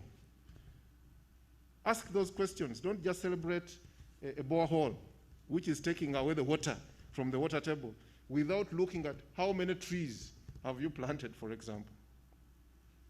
So critically, you can see that when you go to NDP 3, you are finding interventions as simple as tree planting. Many people from my region are complaining that they are taking away the wetlands. But without taking away these wetlands, you will not be able to survive. The last one was industry. You have a youth bulge. You have numbers that are growing up. You have succeeded in your primary health care, that people are living longer. Now, where do you put them to work? Without having industry, you will not have spaces for people to work, and therefore political tensions and all other kinds of things. So when you look at the NDP now, those are the three accelerators we have to deal with for us to be able to achieve the best investments in the SDGs. But maybe let me also say this. When we talk of SDGs in the context of Uganda, we are talking of NDP 3. That is very important. Number one, NDP 3. Then you bring SDGs and other frameworks. And we are all aligned. The question is, how do we then implement it? Thank you. Thank you very much, Joseph. I don't think I'm letting you off the hook. It's a very good response, but I think we need a bit more meat on the bone. You've talked about the accelerators. It's good enough to talk about environment and the need for, looking at the interlinkages between that and governance and industrialization. But you also authored the institutional and policy gap analysis, which certainly talks about the fact that it's a mixed, we have mixed readiness here in Uganda. In other words, whilst we have some good information and some good work happening at the policy and institutional level, we have gaps, including trade-offs. So how do you reconcile your accelerators with the fact that you also have institutional and policy gaps to deal with? Thank you very much. The beauty of development planning and development work is that you deal with challenges. So it is common practice that when we talk, some people think we are critics of ourselves. Now let me do that part of criticizing myself. One, the fundamental problem we're having now deals with Dr. Chris Mukiza. That we need a lot of data. We don't have the indicators. Not because it is his problem.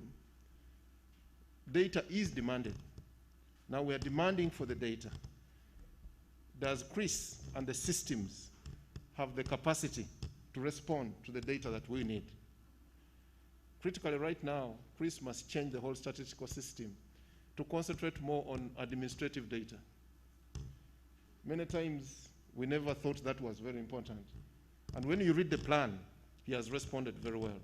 We have indicators in the plan, and the majority of those indicators don't have baseline data. So we have a data capacity issue in the country. Not because we don't have the brains to collect data, it's about systems. I think we have one of the best brains. So we need to look at that. The other issue is the issue of trade-offs. How do you prioritize? Given that now we have competing priorities, how do you prioritize? And that's why this ISDG model becomes critical. It can help us in making the right choices depending on the return on investment and the impact. Many people think that spending too much gives the highest impact. You could spend so little and get higher impact than spending too much. So looking at certain things like these models is going to be critical. And unfortunately, and I will tell you this because you are the source, the license for running this model becomes the most important thing. Because if you don't have the license tomorrow, you will not be able to update the model. And then the people around it in training. We have weaknesses in M&E, integration. Many of you have been hearing fights, NPA, Prime Minister's Office, whatever. Those things have now started disappearing. We now need to have an integrated monitoring and evaluation system. It comes out through the report.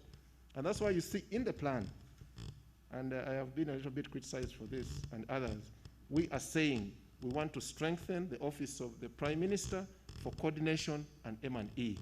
And we are requesting that office to de-risk itself from implementation. They should start de-risking themselves from implementation. Then the delivery mechanism, weak delivery mechanisms. We have now gone programs. People are fighting all over the country. You see them in social media. I don't want to belong to this program. The fundamental is we have to work together to deliver a result. Whether you are judiciary, you are executive, you're all called arms of government. And government works for one purpose. For the next 5 years, we are working towards improving the quality and incomes of Ugandans. We should not leave anyone behind. It doesn't matter which arm of government you are. So this is critical. And then lastly, capacity of planning. With these systems, if we don't have good planners, we are dead on arrival. I thank you. So that's what comes through the institutional report. And it's not all gloom. We can work on these things. The challenge is there for us to achieve these SDGs and the plan. I thank you. All right, thank you very much, Joseph. I'm going to come back to you at some point more on the opportunities rather than the challenges. But I can see that you were on the grill, Chris, on the conversation now, and he was looking at you and talking about challenges. But I just wanted to come back to you in terms of how you see UBOS's role in strengthening the whole conversation and work around indicators, statistics, monitoring and evaluation. What is it that we can do differently?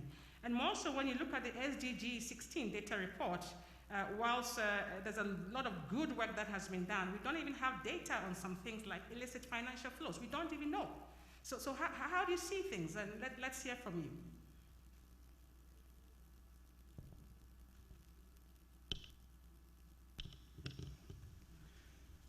Thank you, moderator.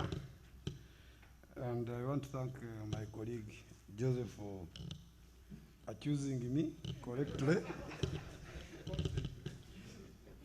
But it's also part of the problem.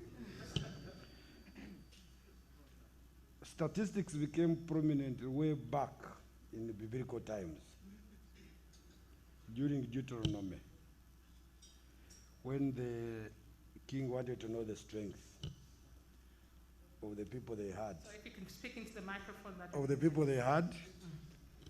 Then it was given more prominence during the war by Florence Nightingale, when there were so many stockouts of the bandages and first aid during the war, and she realized that they needed to have statistics. Now, world over, we have acknowledged that you cannot manage what you cannot measure. So, SDGs came with data requirements. NDP 1, 2, and now more significantly, NDP 3 has come with huge data requirements. The Uganda Bureau of Statistics is mandated to develop and maintain the national statistical system. National statistical system includes all the users, suppliers of statistics, producers, academia, and so forth.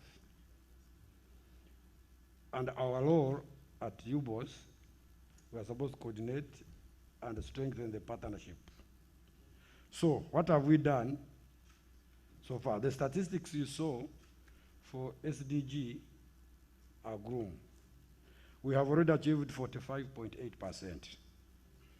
The 92 indicators of the 201. 109 indicators are yet to be covered. And of the 109 indicators, 27 of them have no global agreed methodology and standards. So if you remove them, there are 82 indicators that we need to report on. And the 27, we need to do research themes, and identify the clear methodologies with good concepts so that everybody knows what we are measuring. At the national level, it is incumbent upon us, Uganda Bureau of Statistics, to diverge into research to develop these indicators that are not well defined and also linked with the UN system. And we are doing that. So one important aspect is to conduct thematic research in these 27 undefined indicators so that we issue guidance notes to all actors of the school system, the users, producers.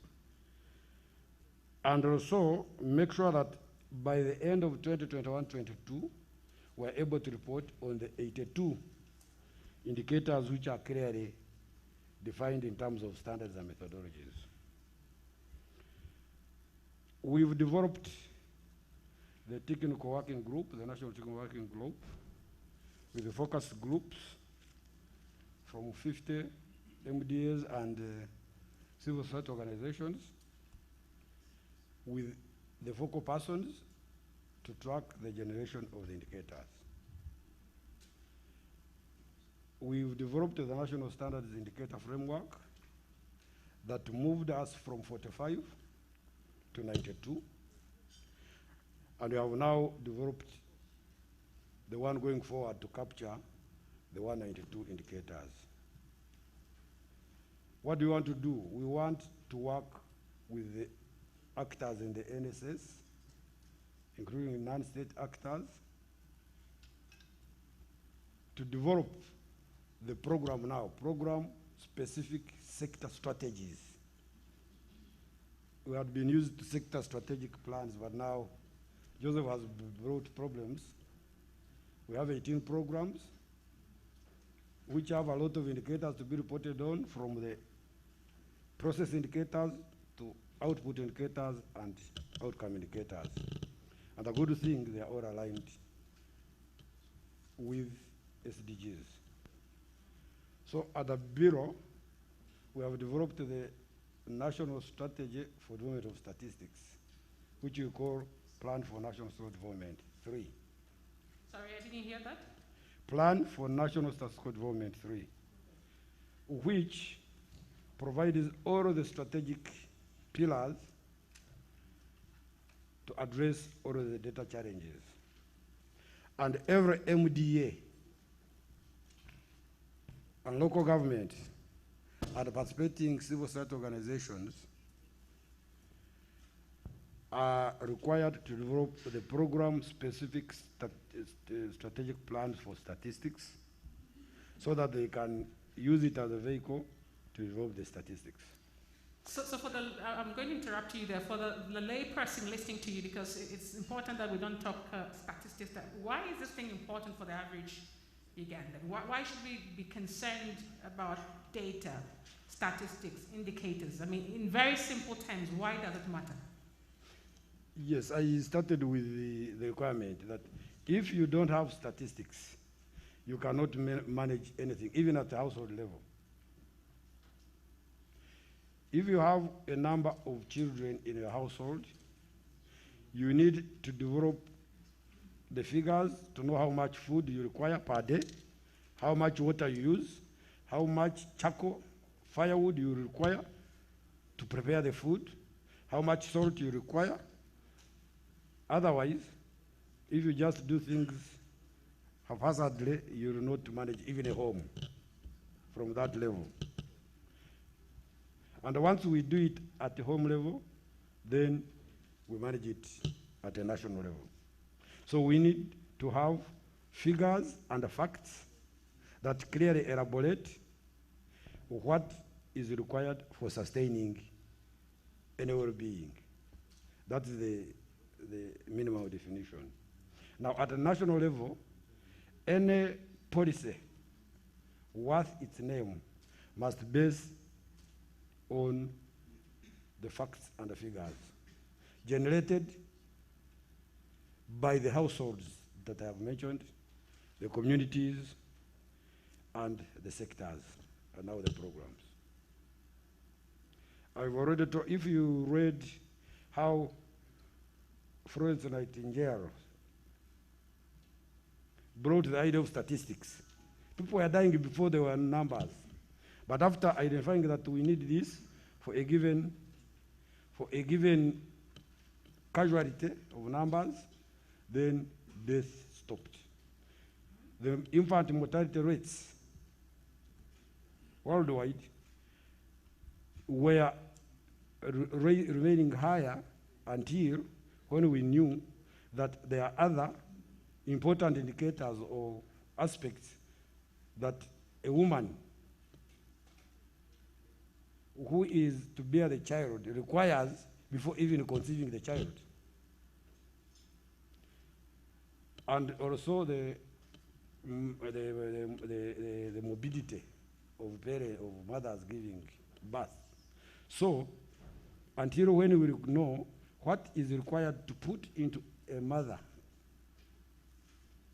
soon to be a child, what type of nutrients to eat, in which quantities, the calorific nutrific values, then you cannot fight the mortality and what have you. All right, Dr. Muchiza. I've told I can't say Mukiza. I have to say Chiza. Muchiza. Muchiza. Yes. Now, thank you very much for that. Colleagues, ladies and gentlemen, if you're listening, I want to bring the conversation home so we're not lost. Why are we here? We are here discussing the Sustainable Development Goals and how we can accelerate that, looking at accelerators, including environment, governance, industrialization, looking at data analytics, and overall policy support.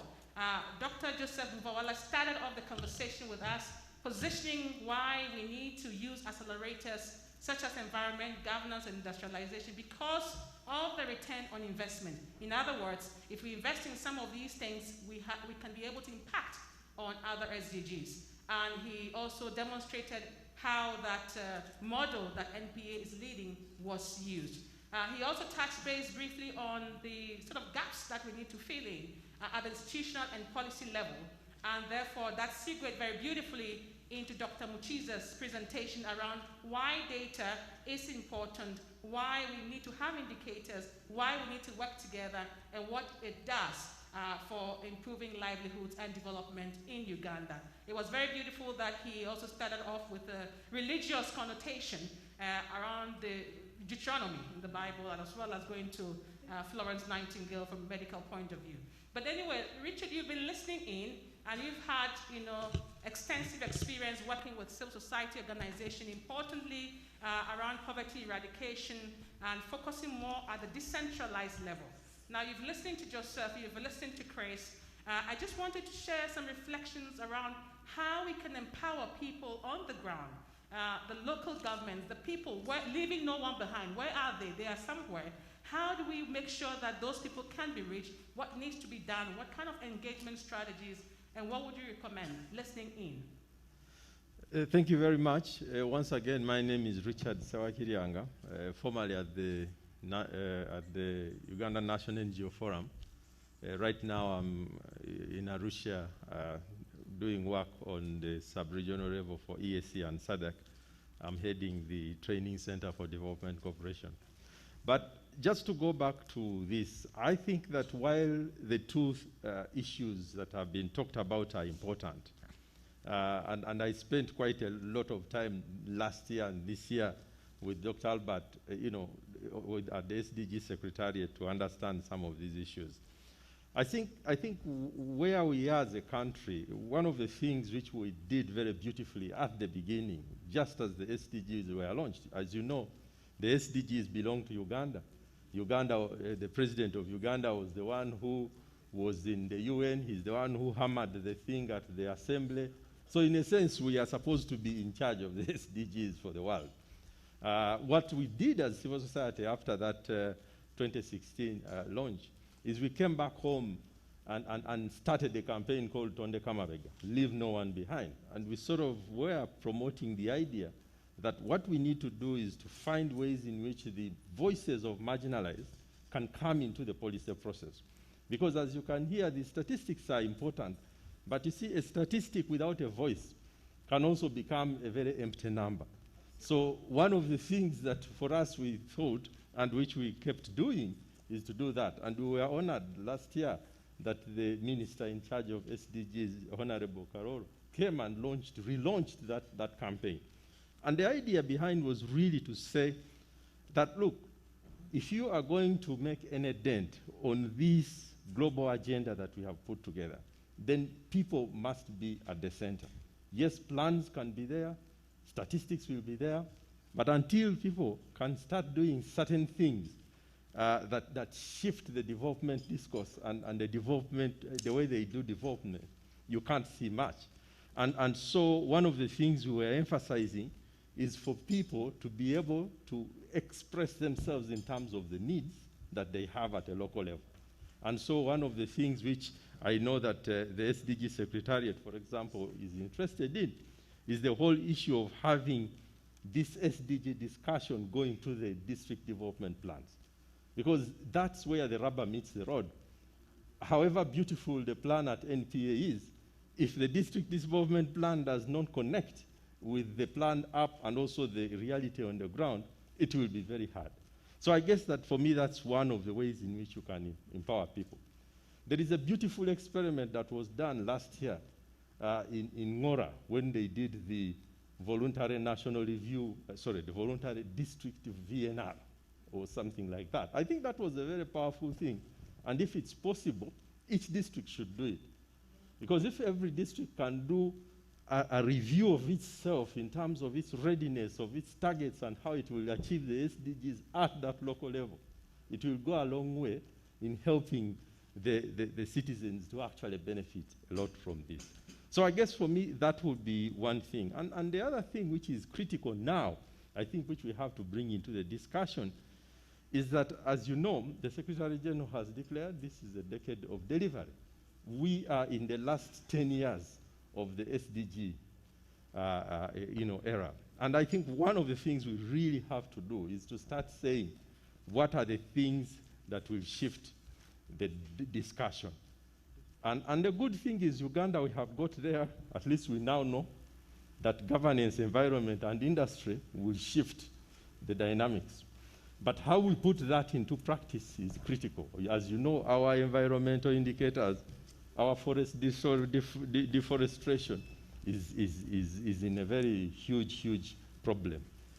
The issue of governance, I think, other than the political governance which we see, there is also the governance of responding to people's needs, creating that practice at a local level, I think will also be critical in this era of achieving SDGs.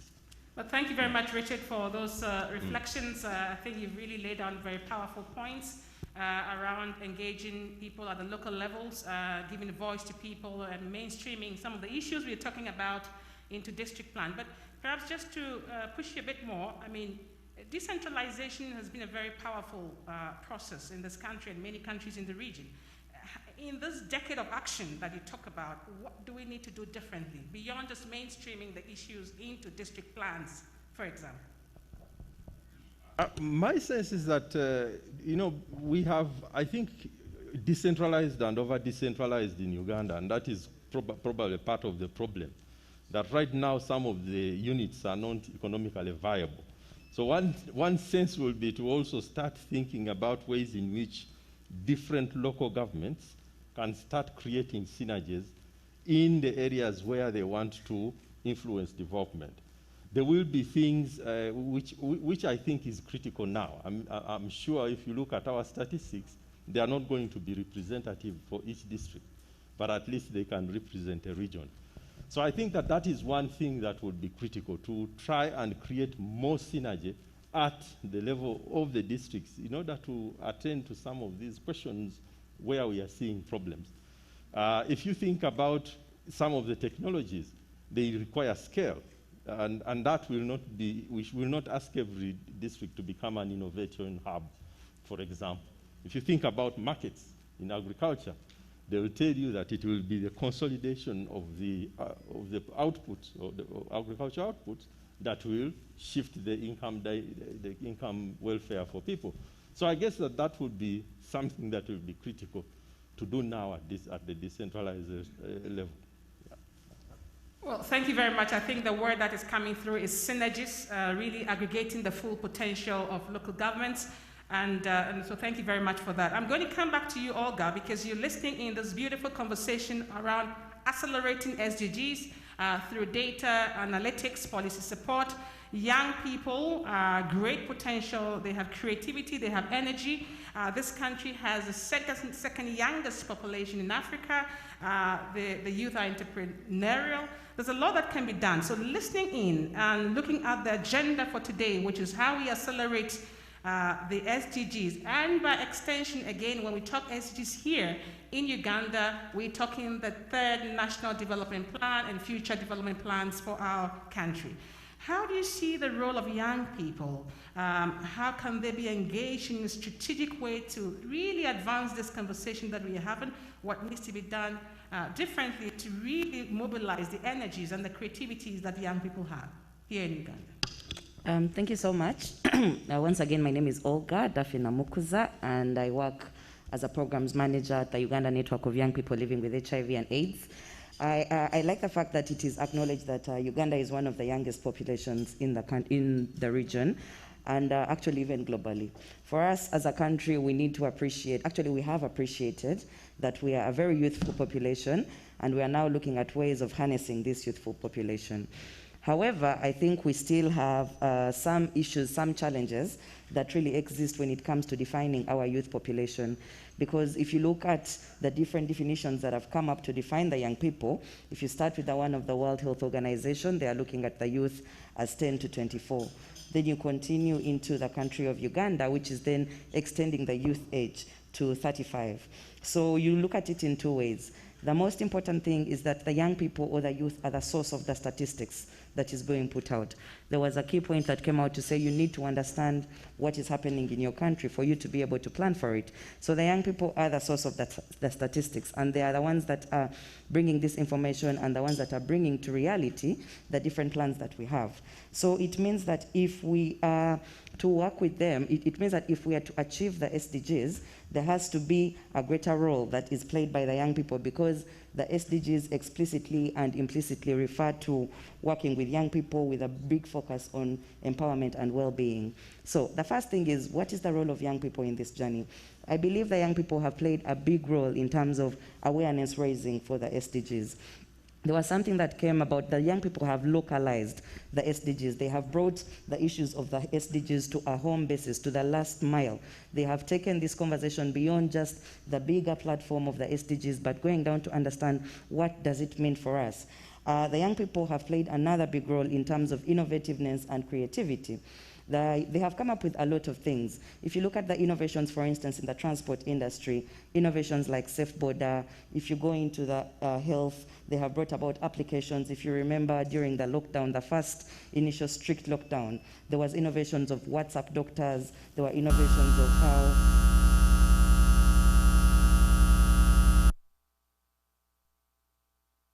sorry about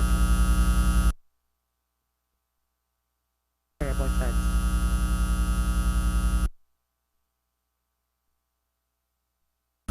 Hello. Hi. I think the microphone. Can I have the technical team check on the, yeah. Okay, so while Maurice is bringing the microphone, I think for those who are listening, the conversation is on, focusing on accelerating the SDGs. Now we have the voice of the youth coming on board, and Olga has been sharing some reflections around awareness raising and also on innovation by the young people. Yes, thank you so much. As I was saying, the innovations around transport for the Safe Border, health, where we came up with the electronic and mobile health, but also for the environment. If you have seen, there is the Eco Stove that has been brought about by a group of young people that are coming out to say, yes, we are using rudimentary ways of working and preparing our food, but we can still do this while also protecting our environment. So we really commend the young people for being able to come up with those innovations. Another thing that has come around is that the young people have come out as advocates, as activists in frontlining change, in bringing about the different issues that the young people have to deal with, starting from governance. I mean, we just witnessed a 25-year-old registering as a presidential candidate. So this is something to show that the young people are really involved, and they are part of the things that are affecting their country, and they are part of the policies that really define this.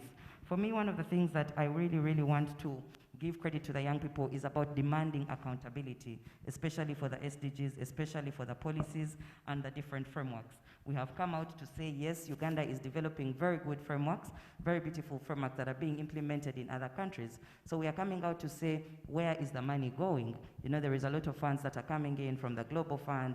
There was a mention of around 18 projects that are being run by the NPA. The question is, what are they doing and where is the money going? So for us, we are coming out strongly to demand accountability. I would believe that these are some of the things that young people have been at the front line of when it comes to the SDGs. All right, so no, thank you very much, but don't go off yet. A round of applause for the youth. Richard talked about giving voice, and this is part of giving voice. But I just wanted you to perhaps take the conversation a step further. You talked about the fact that you've been doing a lot on innovation, for example, and it's been fantastic. I think as UNDP, we documented 50 young innovators in Africa, 2 of them from Uganda, Ecoplastil and Jumia. They were part of the 50 young innovators in Africa, fantastic things. But how do we sustain the momentum, for example? How do we institutionalize or ground some of the things? How do we ensure that we keep the interest of the young people, and how can we support you? Yeah, thank you so much. One of the things that we need to do, and I think even the SDGs allude to it very, very strongly, is around capacity building and empowerment for the young people. It is no longer enough to tell the young people that you are the future or that you're the one who is going to be tomorrow's leaders, but we need to give them the skills and capacity to be tomorrow's leaders. I really commend the education system that it has really tried to adopt many more, let me say, topics beyond just the academics, to bring in income-generating activities, to bring in different things that young people can do with hands that go beyond academics, because this means that we are preparing our young people for the world out there. We are preparing them for them to go out and end poverty, not just in being brilliant and in having good academics, but in also having the practical skills to go out there and do what is needed. So the first step that has to be done is continuous capacity building, continuous capacity strengthening for the young people to be able to lead these innovations. The second thing is funding for the innovations. I'm going to state with, maybe like in health, for instance, with a special focus on HIV. If you look at HIV in Uganda, only 7% of the HIV response is funded by the government. The rest of the response is funded by the development partners, is funded by the Global Fund, is funded by other partners outside our own government. So it means that for us as a government, if we are really to sustain these innovations, if we are really to sustain the work that the young people are doing, then we really need to scale up domestic resource financing. There are, of course, the representatives from the government in the room, and we really have to acknowledge that for us as a country, we have put in place the Youth Livelihood Fund, the Women Livelihood Fund that the young people have benefited from, but we realize that we need to go a step further into actually funding the initiatives that the young people are bringing on board, to go beyond just crediting them and acknowledging that, but also to fund them. The other thing is about passing of policies and frameworks that actually give the young people a creative environment, a sustainable environment for them to be able to live productive lives. Case in point, if allow me to go back to the health sector. We are having a health sector that is looking at limitations, for instance, with sexual and reproductive health and rights. You're having a health sector that is telling you that a young person cannot access information on, let me say, sexual and reproductive health up until they are 16 years of age. And then you're telling them that, yes, you can access the information at 16, but you cannot access the service up until you're 18 years of age or up until you're 21 years of age. So you're giving me information, but then you're limiting me to actually accessing the service. So it means that for us as a country, we need to be able to pass policies and frameworks that are actually creating a supportive and enabling environment for the young people to sustain these innovations and contribute to national development. Thank you. Well, thank you very much. That was really beautiful and powerful from Olga, and thank you very much for those reflections around financing, capacity building, and creating an enabling environment to support young people. In that regard, I want to say, for those who are listening, young people, UNDP and Stanbrick also launched a Youth for Business Innovation and Entrepreneurship Facility. A call for supporting young people is currently ongoing. I encourage you to apply and go to our website, UNDP, for that. Of course, the other UN agencies are also supporting, UN Women, UNCDF, and also the Resident Coordinator's Office has also launched the 1 million solutions to address development challenges. So again, these are some of the instruments we are providing to support young people. But, Madam, you've been listening in, and I think it's a good time to come to you because the conversation is on, where we are stringing it from Joseph's point around accelerators, strengthening institutional and policy gaps. We've also heard from Dr. Muchiza around data and monitoring and evaluation as core to development. We've heard also from Richard around, strengthening local governments, giving a voice, spoken a bit around decentralization. Of course, we segued in giving a voice to the young people who are our future, not only our future, but they're also the present. And we've heard from Olga. So now, just wanted to hear from you, Madam Victoria, now, particularly when it comes to the role of the private sector. That's a very important conversation because when Olga talked about financing is not only government. Financing and investment is also private sector.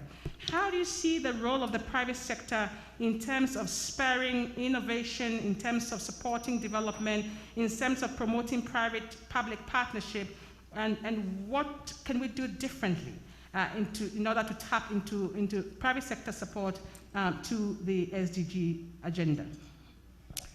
Thank you. First of all, let me introduce myself properly.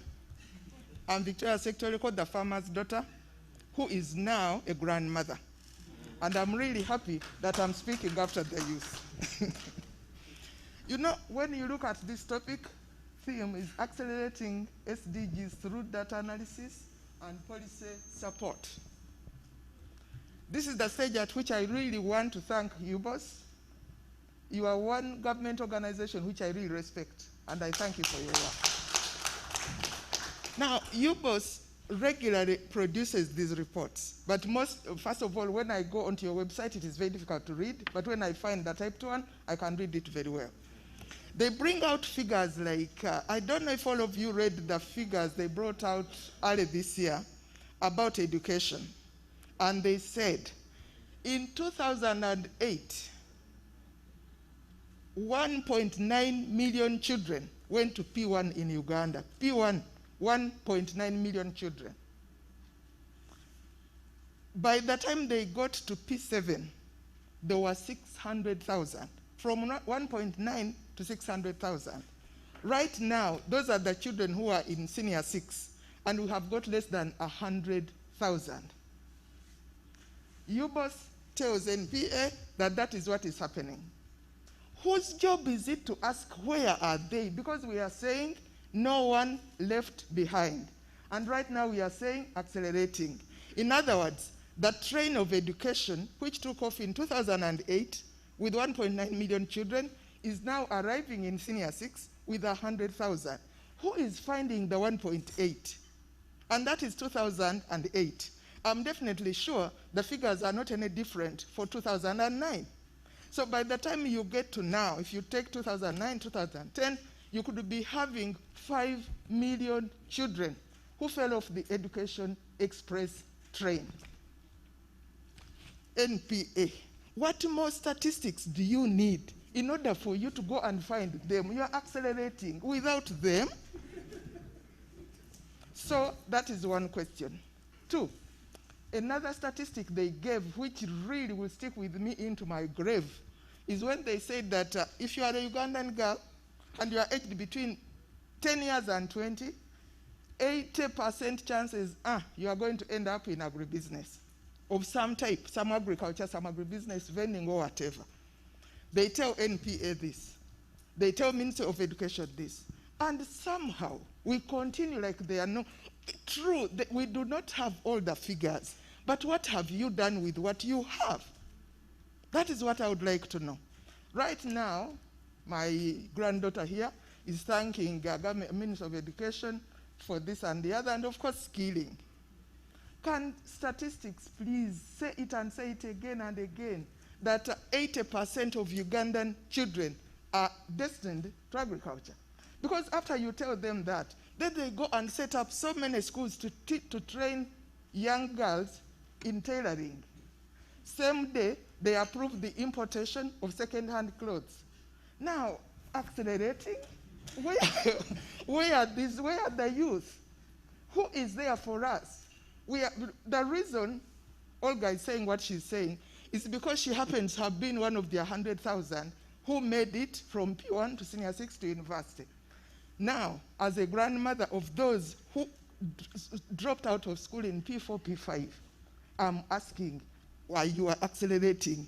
Where are we? So, I'm here to talk on behalf of private sector.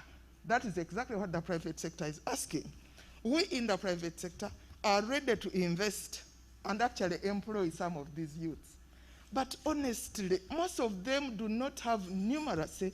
They are not literate. They cannot read, they cannot add, they cannot multiply. How do you employ them? So can somebody tell somebody to look at our system again? The question really I've been asking myself is, do these children see something which we all don't see? They think that where they want to go is not where the train is going. They get off the train. And honestly, I want all of you to be honest. Look at the buildings around Kampala. If you see any double, three-storied building, 4, 5, 6, all those arcades and all that, none of them belong to graduates. You have to be a school dropout in order to succeed in Uganda as a business person. I deal with these business people, and quite often they will, because I worked abroad for a long time, so I enjoy speaking English. The moment you get there, they will ask, "Auntie, oyogera Olusoga?" And does that oyogera Olusoga? You know, since you speak Olusoga, let us speak Olusoga. Because they have a problem with English, which I have no problem with. But what I'm asking is, those statistics which we have, what have we done with them? Private sector. We tell you that you are going to go into agriculture. We tell you that every farm owner is looking for a farm manager. Now you are skilling people. You skill them in tailoring. For goodness sake, what are we talking about? So, as private sector, what do we ask? Government, please do your part. It took me like 5 years to understand what Ugandans mean when they say government etuyambe. All they are saying is, please play your part and we play ours. How? Do the public part, meaning, for example, for education. Make sure that every child goes to school. How? These schools are there, because if you can enroll 1.9, that means you plan for 1.9. Find them before they get completely lost. Statistics is here. They can count them every year. And say P2, maybe we have lost 4.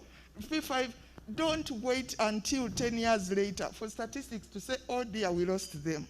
Then too, when it comes to skilling, listen to private sector because we know what we want, respect that and promote that. You already have all the technical colleges.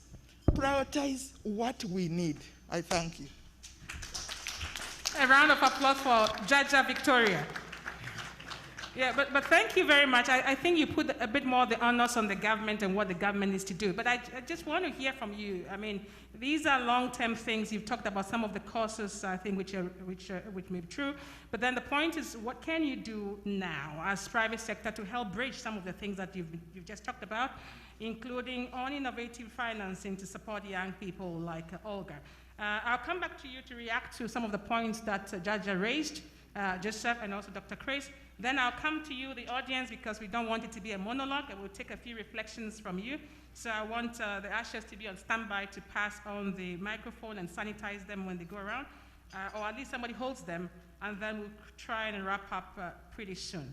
But let's hear from you. What more can you do? You're putting the onus on the government, but the private sector also has a responsibility.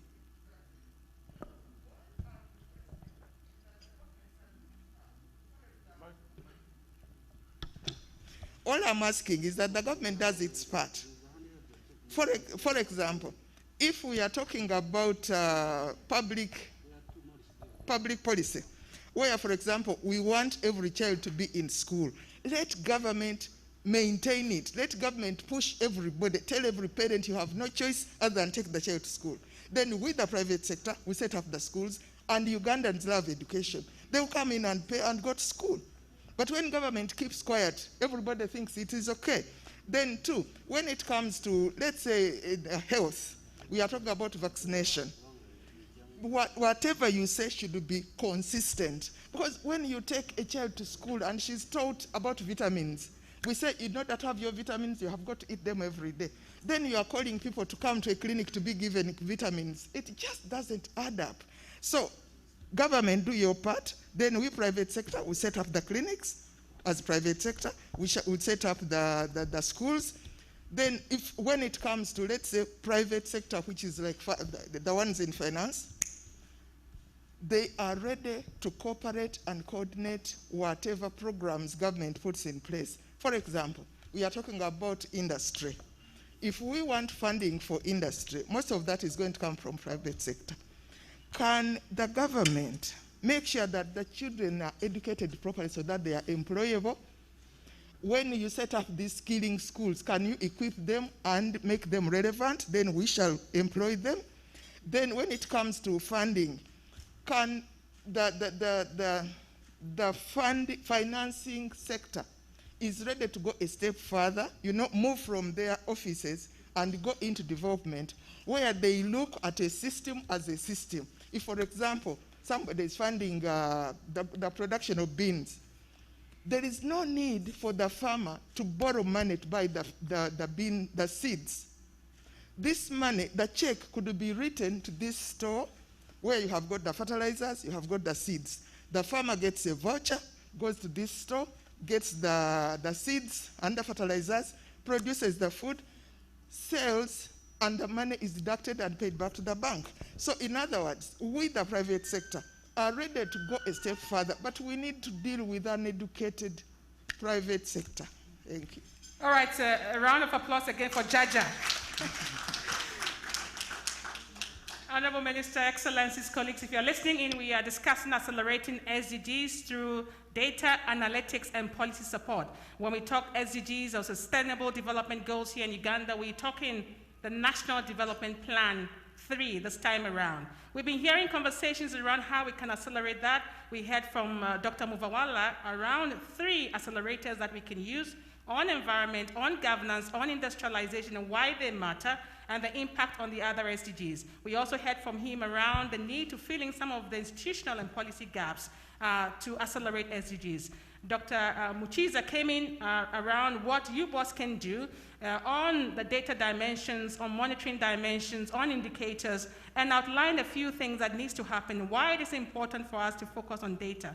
We heard from Richard around decentralization, giving a voice to the local government, mainstreaming some of these issues into district development plans, and of course, giving a voice, we then shifted to Olga around youth and youth empowerment, the need for capacity building, the need for financing, the need to create enabling conditions to support young people, and of course, listening into the role of the private sector from Jaja Victoria, talking about the need to create enabling conditions for the private sector to invest. Now, I know she spoke a bit to Joseph. Somebody should tell somebody, and so she was indirectly telling Joseph, you can still go ahead. You don't need additional data from Chris to do that. So what do you have to say? And I want to hear from Chris as well. And I can see you smiling, Richard. So maybe you might want to say something very quickly, and then we go to the audience. So thank you very much, moderator. Most importantly, I do not intend to disagree in principle with my mother here. What do we do with the data that we have? Let me just give you one sentence. Planning is, you can't do planning without numbers, without evidence. It is the evidence that he gives us that we use to plan. That's why we are telling people in the Ministry of Education, come on, you have the technical schools, they have equipment, they are empty. The private that are not well built, have no equipment, are full. That's the dilemma. You see it, and you say it. And when we go to do the analysis, we see that what is stopping the government schools from having enough people to skill is because we are stuck on things that don't work. What do we do in government? As you give me your child, I want your child to have 6 credits. For God's sake, it's about competence. It is about competence. It's not your credit in English that is going to make a chair. That's why the private is now full. They take everybody who is willing to learn a competence. And in the plan, we are telling government, scrap it. Now allow people who are willing to come. Because you have 1.9 million coming in, I will just use the number, and you have 100,000. If you give them a pathway, a lot of those people want to go to technical institutions. But as government, we have given them a constraint. When you look at the plan, we are telling government, come on, make this change. Using the statistics that we get. When you come on the side of, we have so many people who want to work, but they don't have jobs. We are now telling government, and we are government ourselves, we are telling government, look, it's not the big companies of this world that are going to give you new jobs. Big companies maintain jobs. They don't give you a new job. They only replace. Like government does not give you new jobs. When we retire, we simply replace. That's not a new job. New jobs come with startups. That's why we are saying, as we go for industry, go for agro industry. When you look at the plan now, we have even done the analysis for government that these are the people you don't have in your economy. And farm managers are coming out very well. Now we expect the Minister of Education to now take this information that we have given from the planning point of view to create a curricula that gives us a better farm manager. That's why you see some of us are taking our children to Nakaima School on Entebbe Road, Nalima School. Because my son now can do agriculture in P7. Very good agriculture. He doesn't fear of putting on an overall. For me, you never used to give me an overall, I would cry. Because it would mean you're making me a lesser citizen. So what is happening now, with the information we have, we do our best. We now have to link the planning to the implementation. That is critical. We have to listen to the right voices at the right time. And I want to address this very shortly. You cannot implement the plan and the SDGs therein using government resources. You will not. The private sector must respond. And the private sector must be given incentives to respond. Not free things, but incentives to respond. If we want people to formalize, we cannot formalize them using registering them to pay tax. We should formalize them by having certain incentives that force those people to formalize. That's the issue. And our biggest problem in the country now is credit. That's what is killing private sector. The other thing, when my mother says we should do what we have to do, as a government, we should stop borrowing from the same market that private people borrow. Yes, we should not, because the moment we borrow, the small people cannot borrow. These banks are more willing to lend to government than to loan to Joseph, who is more risky.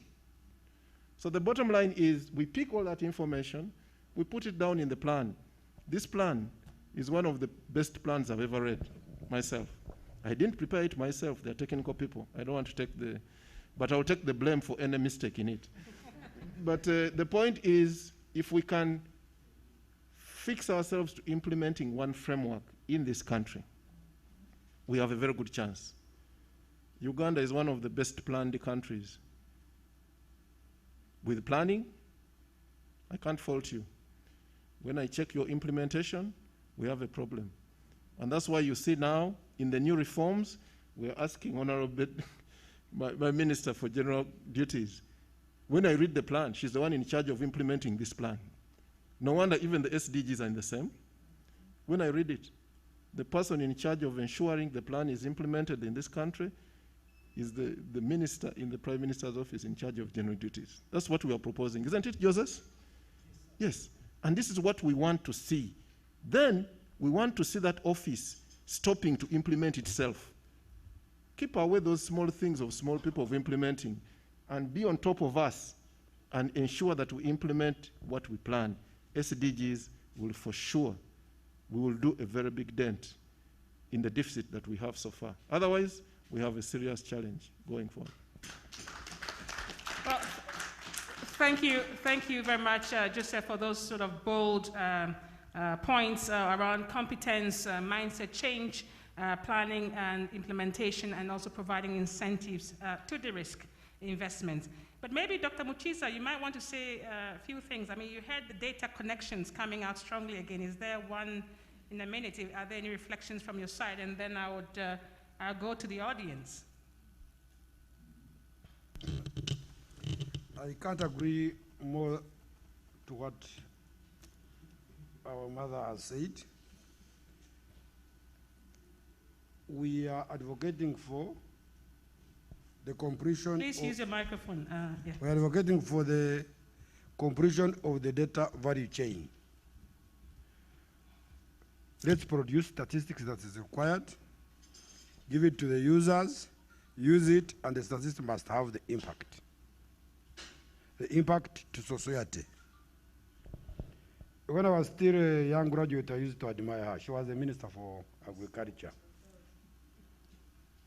And if I'm not mistaken, that was the time agriculture used to use data and transformed the economy. That was during the time of the structural adjustment programs. And the first poverty report of 1992, where people that lived below poverty line were made at 58%, 56%. They put in a lot of investments using our data. And by 2000, poverty had reduced to 34%. And she needs to be credited. So she's a very good advocate of statistics. We are going to make her an ambassador of statistics to ensure that the little indicators we have are absorbed by users to transform society. We are going to do our part, strengthening the data production systems throughout the country, focusing on local governments because decentralization has brought a problem. We need to be structured in every local government. We need to have statistical structures in MDAs. In fact, I think my brother Joseph should put it in the compliance report of NDP that every MDA must have a statistics unit, a functional statistics unit that generates the data for baseline and also monitoring progress to SDGs. Statistics must have the impact, that's all. Right, thank you very much, Dr. Muchiza. Colleagues, if you're listening in, I'm now opening up to the audience. We've been talking about accelerating SDGs through data analytics and policy support. And in our context here in Uganda, in the Pearl of Africa, when we talk SDGs, we are talking about our NDP3. We've heard a lot from the panelists this morning on a number of things that we need to do, including focusing on accelerators such as environment, governance, and industrialization. We've heard about empowering the youth. We've also heard about creating enabling conditions for the private sector to invest. We've heard about, giving a voice at the decentralized level, local government level, and we've heard also about monitoring evaluation indicators, having baselines, and having functional statistical units in different ministries, departments, and agencies. So I'd now like to open the floor for colleagues who can contribute. Please keep it short and sweet, after which then I'm going to come and do a last round with the panelists, and Richard be on standby to reflect with us around development cooperation and South-to-South cooperation, how they can inform that. I'll come back to you, Joseph, around financing, because I know you've been working a lot around that. And for the rest of the panelists, Dr. Chris, reflect on what more can be done, what opportunities are there, including Olga for young people and private sector, how can we de-risk and provide incentives. So the audience, I see one person directly facing me here. You mention your name and please keep it short and sweet. It's a contribution to the conversation or a question to the panelists. You can speak with your mask on. Please don't remove your mask. We can hear you. Thank you so much. My name is Musa Kasozi. All the issues, a number of them rotate around capacity. When you talk about governance, what is it that is in governance? When you probe much, you'll find probably there's an aspect of capacity. On that note, therefore, probably in the future, we should include education, quality education, as a key accelerator.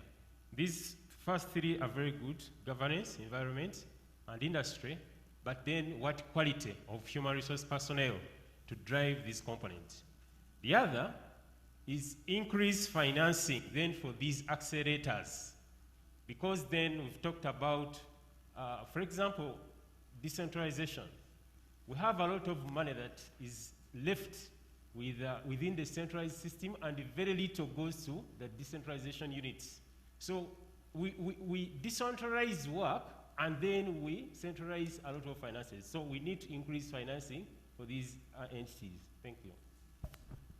All right, since you're on the same table, I'll take you next, but I want to also, for gender balance, where are the sisters? Can't find them. Please go ahead. Oh, okay. Kapwepwe, and thank you, moderator, from Uganda Debt Network. Quickly, what Dr. Muvawara suggests, don't borrow from the domestic market, for instance, and the Jaja. There's so many children that are lost along the chain or along the train. And all these are not new stories. These have clearly been said and in fact stated. I have had a particular opportunity to look at some of the poverty status reports that Mkiza's talked about through the years, as well as particularly the political manifestos through the years of the different political entities in this country. And I'm glad that you've pointed out that one of the key three things we need to look at is the governance. In fact, for me, governance comes number one. What is that accelerator within governance that you'd wish us to see? Because this can happen so that we can realize the SDGs. Because one of our challenges that we have is not lack of money as a country. We have got actually sufficient resources. In terms of deployment and the politics or the political economy around that seems to be an issue. So what is that accelerator, Dr. Mufawara, do you think we may wish to deal with? Thank you. All right, so we've been hearing also questions. I think you should be on standby, Joseph, to answer the question around why not include education, for example, as accelerator, and the issue around governance and the political economy around that. Just to balance the conversation, let me take the sister and, yeah. Thank you very much. My name is Dr. Imelda Musana from Uganda Bureau of Statistics. I just want to support the discussion and especially support our mother for what she has said. And thank you very much for supporting statistics. And just to follow up on the previous comment, governance starts with all of us. We have to practice governance at household level.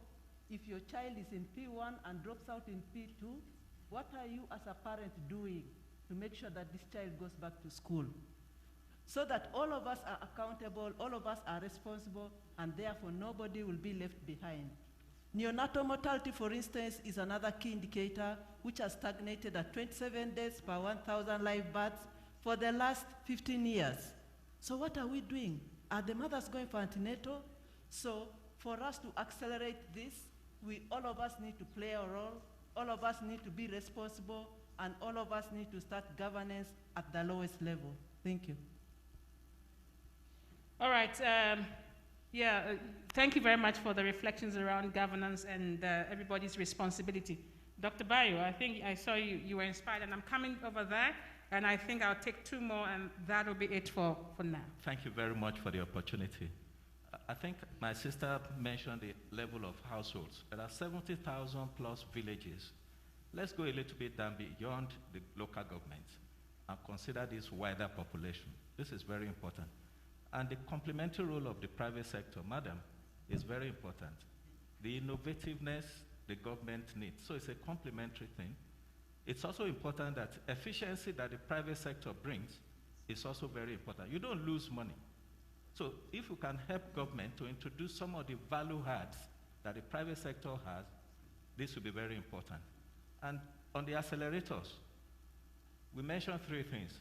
And I was very happy when he mentioned the aspect of employment. What do we do with the dictum, health is wealth, in all this acceleration? Thank you very much. Well, thank you very much, Dr. Bayo. Since Dr. Bayo is from the World Health Organization, I see some people still have a bearded mask. I would encourage you to put on your mask fully to protect everybody here. So if you don't have your mask fully on, please do that. And I'll take, I think it's the last point, and then we would close the conversation from the audience. All right, thank you so much. My name is Odong Solomon from the Youth Coalition for SDGs, but also the 1 Million SDG Solutions. So my question, it's a more question, but also clarification in case probably I missed it out. There is a conversation about young people being centered to achieve the SDGs, but also under the 1 million SDG solutions, our plan is to mobilize 1 million young people to create solutions, but also to identify those young people who are creating solutions towards achieving SDGs. But I want to inquire from Dr. Chris, is there specific data which shows the contribution of young people towards this overall SDG achievement in Uganda? Because it will be very essential for us to, if we collect such data, to formulate evidence-based policies. There is a lot of missed investment into young people with what people actually think they need or what type of investment.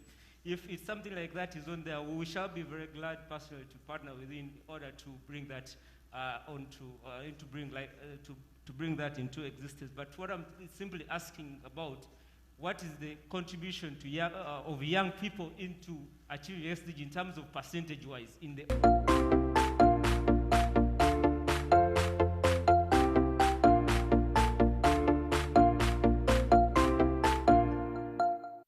My sense is a couple of things. We know that one of the things that the SDGs have done for us is to do two things. One is to democratize development, because when we talk South-South cooperation or development cooperation, we are no longer talking about a North that has all the solutions and a South that doesn't.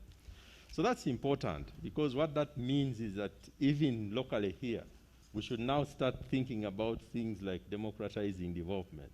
What that means essentially is to make sure that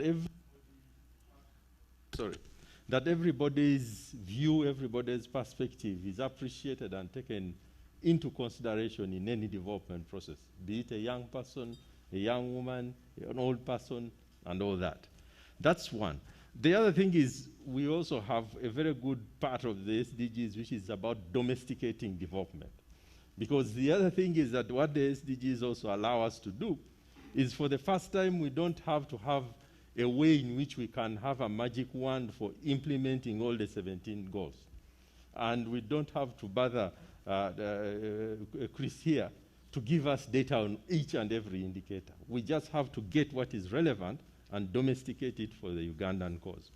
And I think that's where even this whole question of financing becomes important, and development financing, because what that means is that now we have the responsibility to look within our own domestic resource mobilization strategies and say, where are those possibilities that can bring in more resources? Yes, the private sector will play a role. Yes, government will play a role. Yes, curbing corruption will play a role. So there will be so many intervening variables that will help us to get to this. So my sense is that really where we are, the SDGs and what these reports also show is that they're giving us these new tips that we can start latching on to create the kind of country that we have. We don't need to innovate a lot, because people like me who have been around for a long time in development in Uganda will certainly say that sometimes we seem to be going back where we started. I was hearing the word integrated monitoring and evaluation.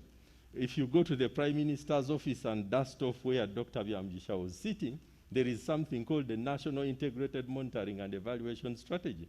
What happened to it? Just remove the dust, update the date, and let's implement it. So that's my view. All right, and your final, because I might not do a last round again, what is your final word? No, my final word, I think, is that my sense is that these reports, and this is something we have to continue. We need to continue doing all the modeling and doing all the analysis, especially of the policy gaps, because policy is one of those shifting targets. You will never have a blueprint for how things will work every day.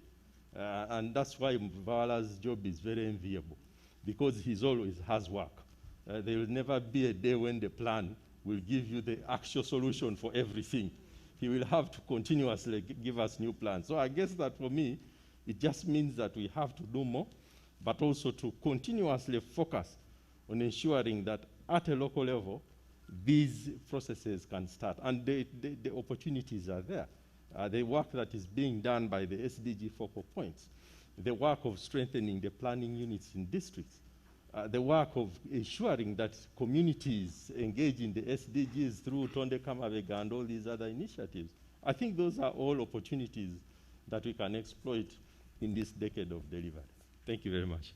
Thank you very much. That's a new word, decade of delivery. Thank you very much, Richard, for that and those reflections. And Dr. Muchiza, I want to come back to you to respond to some of the questions around data. I think there were a few that came around youth for you, but also as you do this, to share your final thoughts with us.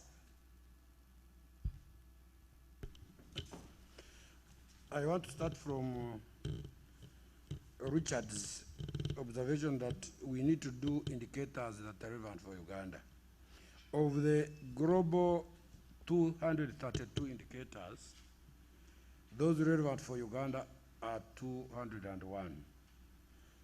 Those that Uganda chose and are relevant for our setting. So we are not doing all the indicators that are set globally. On the youth, starting from home, Uganda Bureau of Statistics employs more than 82% of youth in data generation process.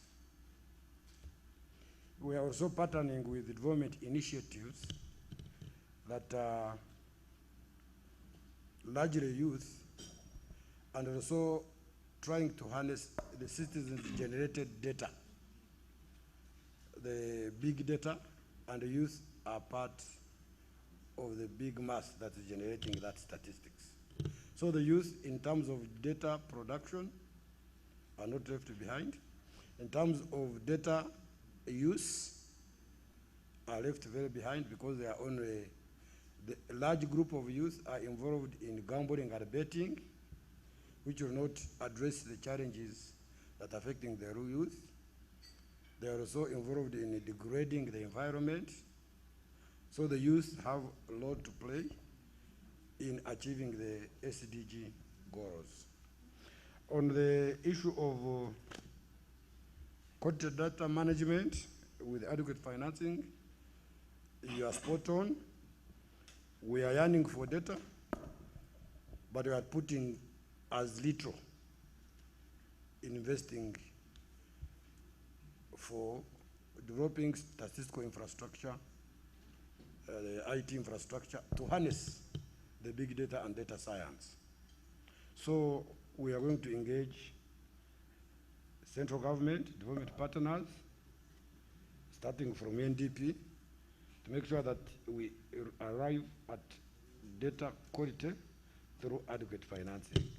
And lastly, we want citizens to use the statistics that is produced and policymakers to use statistics. And we have got the ambassadors now, starting from our Jaja. You're welcome. We shall have to use you and your network to make sure that use of statistics becomes paramount in policy formulation. Thank you. Thank you very much, Dr. Muchiza. I think, Jaja, Victoria, you were the most popular panelist here. Everybody talked about you. But Olga, you were listening in, and I could hear some whispers here when Dr. Muchiza said, yes, the young people are gambling and betting, and they're degrading the land, but do they have options? Okay, so it's important to hear from you once again, and I know one of your colleagues also spoke from the floor. What can we do to support you concretely, and more so in the NDP3 period? What needs to be done differently? And I think bring it home and share some final reflections as well on behalf of the young people of Uganda. Thank you so much. For me, actually listening to this conversation, I'm both excited and scared, because somebody has to tell somebody who has to tell somebody to tell somebody. And the question is, who is that somebody that the message is going to? Because if you hear from all of us, everyone is saying somebody has to do something, this has to be done, this has to be done, this has to be done. So the question is, who is going to put in action all of these things that we are putting forward? Who is that somebody that we are telling that we are going to go back to and say, hey, we told you that we need to do A, B, C, D, and it has not been done? So for me, I think that is something that is scaring me on the one hand. But on the other side, I'm excited. There was a mention that young people are involved in gambling and, of course, other detrimental things to the environment. We will not refute that fact. But also, we need to also appreciate that we are also part of the other good side, where we are also part of the bigger contribution that is happening in the country.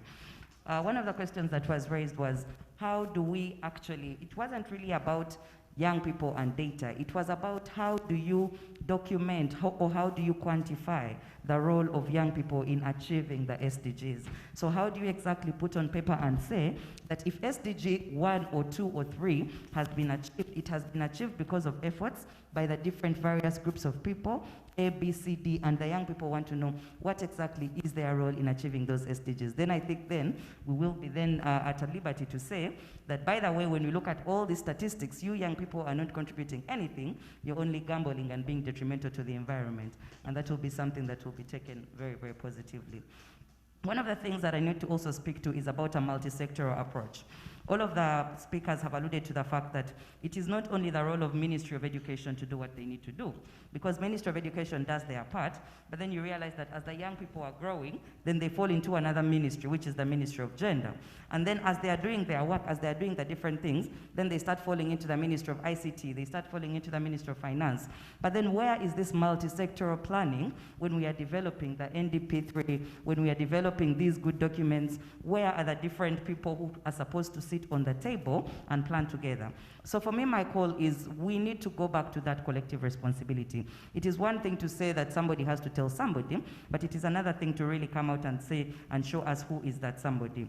For us as young people, my last point will be around accountability. We are doing a lot of work. We are putting forward a lot of suggestions. We are putting forward a lot of plans, but who is accountable? Who do we ask the questions to that if this is not going right, how do we then adjust? Yes, thank you so much.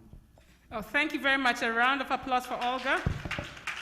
I think she's raised very profound points and reflections. I think, Joseph, you need to respond to one of them in terms of how do you work collectively, multi-sectoral approaches, perhaps through the transition to program-based programming. But I think what she said, which was also profound, I'm very excited, but I'm also very scared, because who needs to take responsibility? Somebody needs to tell somebody, and who needs to tell somebody? And I think that somebody is us. That somebody is us, and I think we all have to take responsibility wherever we are, because there's no somebody else somewhere there. It's us. And thank you very much for bringing that reflection, meaning that we should not transfer responsibility to somebody else. It is us.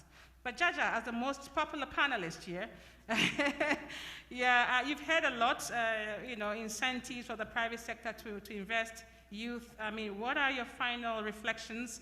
And also hearing some of the questions that came, what can you say? Please use your microphone. My final reflection, actually, is that we are all in this together. So if you are government, do your part. If you are private sector, don't sit on the fence and wait. You know the government you have. Meet them halfway. Now, if you are government, it is really your job to talk to the development partners. Let me tell this to the public of Uganda. You know, when you are United Nations, your job is to support government. You don't tell government what to do. They come to you, they ask you, and you support them. Quite often, United Nations works with very difficult governments. They don't want to listen. They don't even entertain the organizations. So, for Uganda, we currently have a fantastic team. Let us utilize them, let us milk them for all they are worth, so that we can get as far as possible with them. Like right now, we are having COVID, and everybody is being told to boost your immunity. Now, the United Nations has come up with a summit, the Food Systems Summit, which is going to take place next year. I have not heard anybody from the government of Uganda talking about it, and we are United Nations members.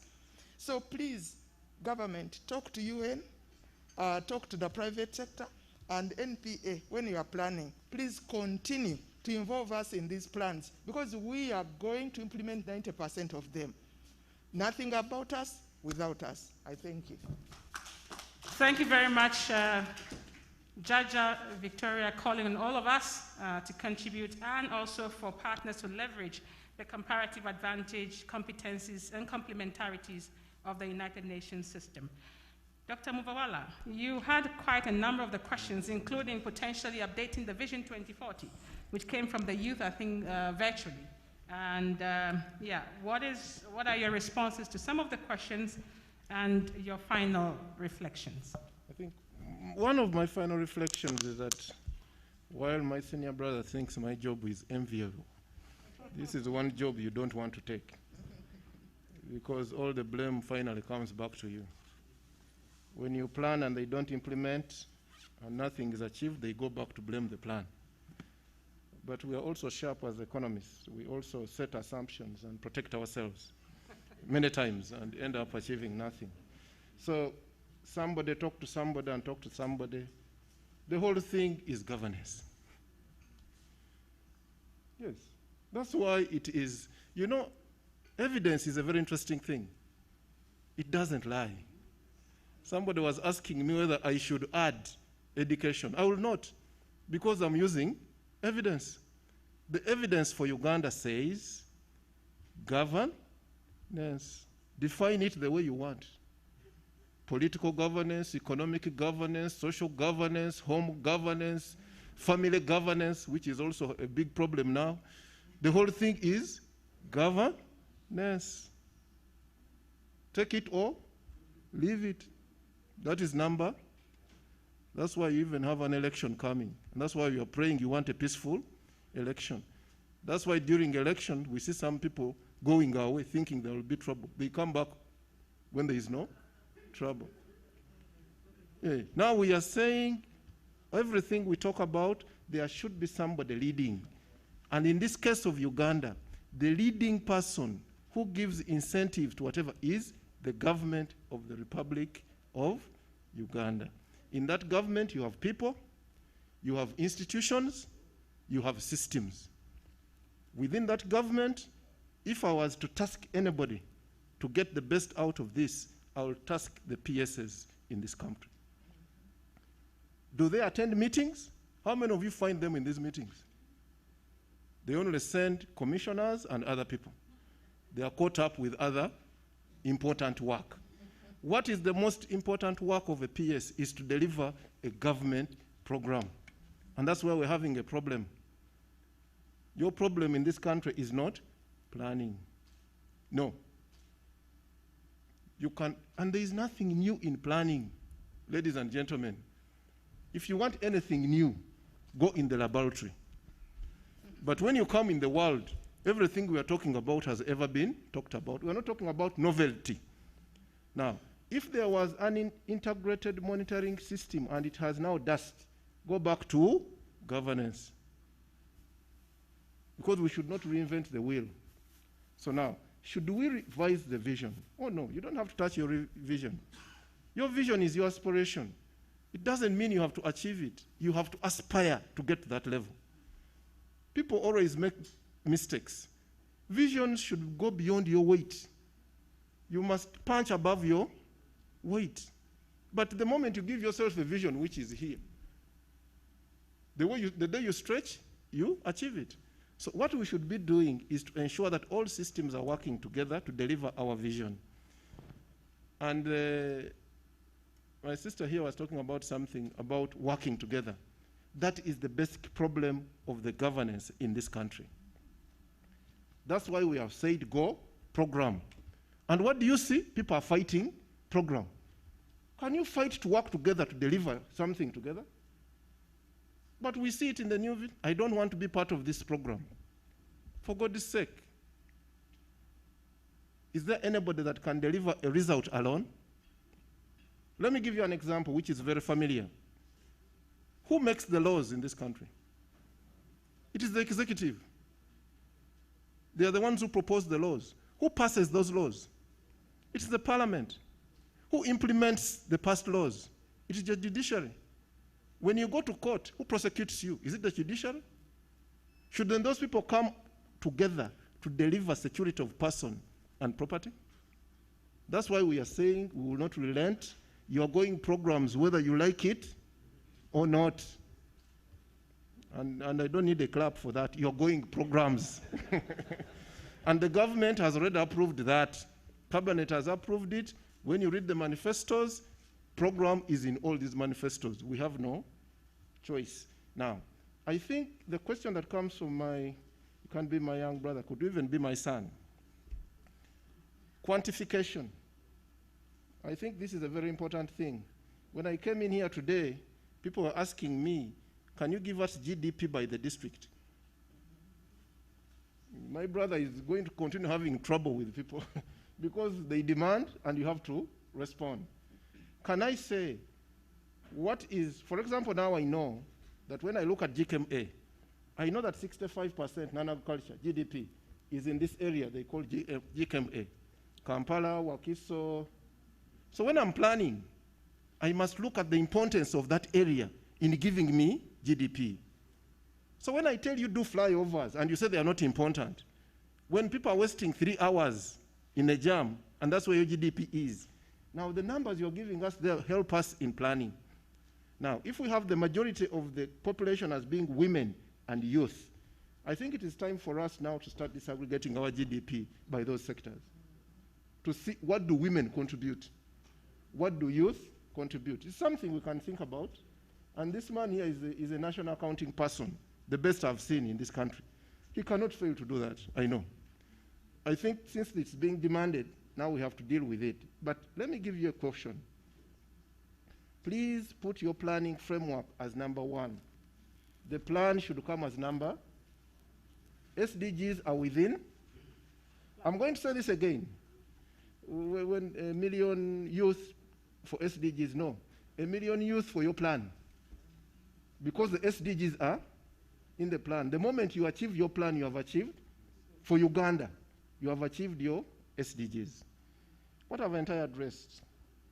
Education. That one I will not have told you.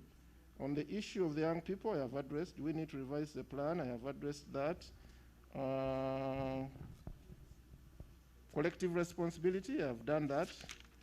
Now financing, lastly, because you asked me to talk about it. I believe we have the resources in this country. Take it or leave it. We must use those resources better. And let me demonstrate. All NGOs are getting resources. CSOs are getting resources. Ask me whether I know how much they get. The answer is no. On whose plan do they contribute? I don't know. So don't we have money to implement the plan? All we have to do as a government is to have that information, force whoever brings money here to implement our plan, number 1. Number 2, within government, some of you are in sectors, you know what we call budget and off budget. The health sector has more off budget than on budget. Can we bring those systems together through the system you're talking about, integrated financial management system? So what every money should contribute to implementing our plan. Now Ugandans pay more taxes. You are the least paid country in the world, on this African continent. You're going to have to pay more taxes if you're going to survive. Then ask for more services from your government. I thank you. All right, so thank you very much. Please, a round of applause to the panelists. I'm just wrapping up now. I can see Maurice is looking at me and smiling. Honorable Minister, Excellencies, ladies and gentlemen, we've been having a very profound conversation this morning, early afternoon. We've been discussing how we can accelerate the Sustainable Development Goals. And when we talk about SDGs here in Uganda, we're talking about the NDP 3 as it's aligned to the Vision 2040.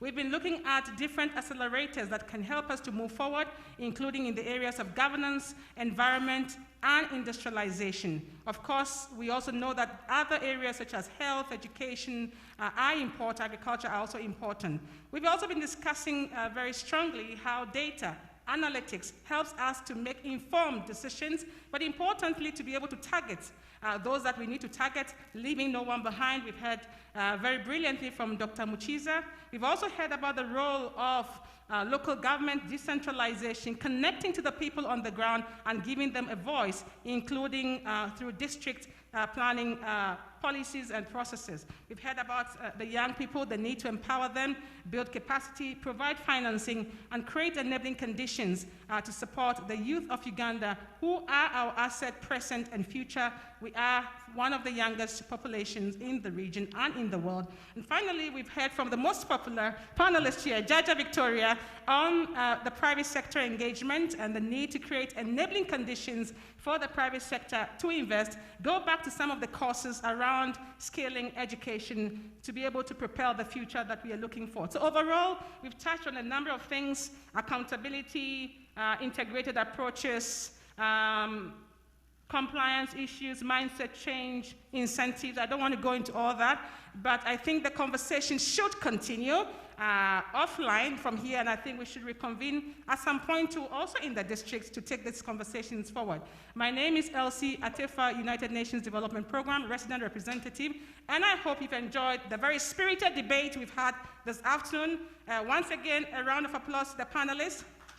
Thank you very much, Maurice. Thank you, Honorable Minister and colleagues listening in. Thanks for our audience who are viewing us and on Zoom. I just now want to hand over to Maurice to take over the conversations as we wrap up. A big round of applause, ladies and gentlemen, for Elsie and our panel. And before you leave Elsie and the panel, there is a small package we want to give our panelists for a job well done from the UNDP. So we'll make your way. Elsie, feel free to hand over one to each of your panelists. Yes, and as I request the Honorable Minister to come, because we also have one for you, as we also handle the podium. So whoever is also responsible for our podium, we need to move it for our minister to use it. And we'll have a photo moment with you panelists, holding this, at least with your packages, to show that you were here, okay? And you make sure you're also socially distanced. So Elsie, you'll be in the middle, and then we'll have a photo.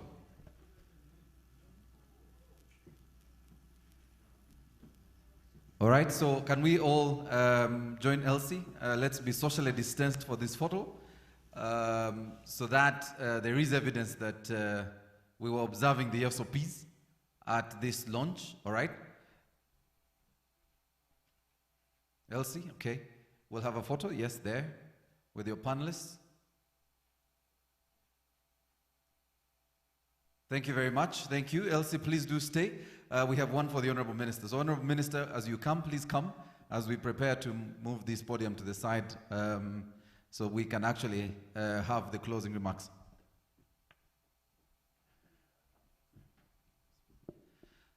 So please receive Honorable Minister from Elsie and the team at UNDP. A round of applause, ladies and gentlemen. So, Honorable Minister, please don't go very far. We want you to make closing remarks, and I also wanted to mention that in this package we've given our panelists includes reports by Uganda Bureau of Statistics, Uganda in Figures 2019, Uganda Functional Difficulties Survey, Uganda National Priority Gender Equality Indicators, Uganda National Standards for Statistics, Equity Analysis Volume 2, Child Poverty and Deprivation in Refugee Hosting Areas, Multidimensional Child Poverty and Deprivation, the nature and extracts, all right? And then finally, COVID-19 Business Survey. Those briefs are in that takeaway package for you and for us who will also be leaving later today. Okay, Honorable Minister, feel free to come and make closing remarks.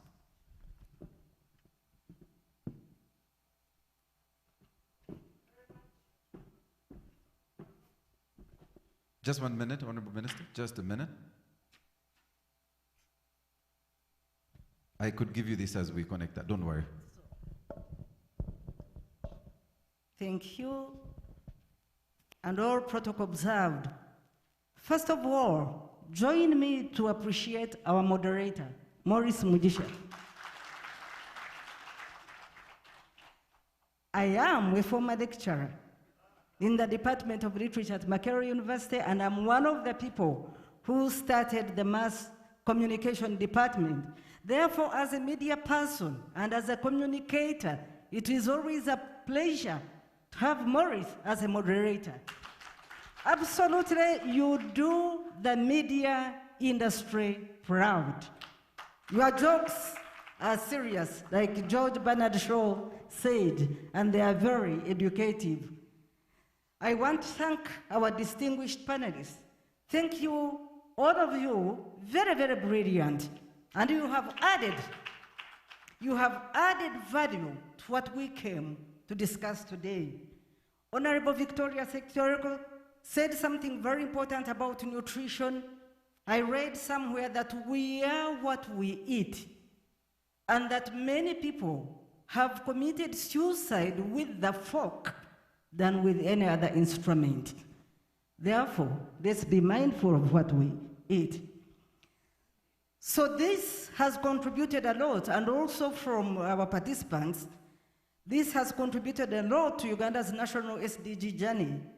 Congratulations once again, and thank you for coming for this launch. And the website in this era and age of information will do a lot. So I've been asked to present our general reflections from the discussions. I have several issues, but I'm going to summarize because Maurice has been winking. He was winking here to me to mind the time. So several issues I believe have stood out for us as government, but I hope these are shared reflections for all of us as partners and stakeholders. One, alignment of the SDGs to the National Development Plan. The National Development Plan acknowledges the need to accelerate implementation of SDG actions by taking full advantage of the opportunities that abound in Uganda through increasing household incomes and improving the quality of life for Ugandans. And at the core of this effort are issues that address governance, youth, employment, institutional capacities, coordination, alignment of local development frameworks, private sector engagement, and local government stroke decentralized engagement. With 18 priority programs in the NDP3, it is important to identify, implement, and deliver on the interventions that will accelerate both the achievement of the Uganda Vision 2040 and the SDGs. Two, the importance of SDG gap analysis. Based on the findings of the reports, it is clear that it is the policy, institutional and data gaps in mind, and with effects to fill those gaps, that we can most effectively implement SDGs and accelerate the SDG progress. These gaps are important because we cannot prioritize our accelerator areas, namely governance. Thank you, Dr. Muvawara, you continuously talked about governance, industry and environment, without first addressing the gaps in policy, institutions, and data. And prioritizing these accelerators quickly is of utmost importance as the first year of the decade of action comes to a close. Three, knowledge sharing. To achieve the SDGs, we must all be aware of them and own them at all national and local levels. And at local level, really, we had gone out to popularize the SDGs because most of our people don't know, and they think it is like rocket science. So we have got to put in more effort. Knowledge sharing has moved to the center of global development as a third pillar complementing financial and technical assistance. This is the intention of these reports.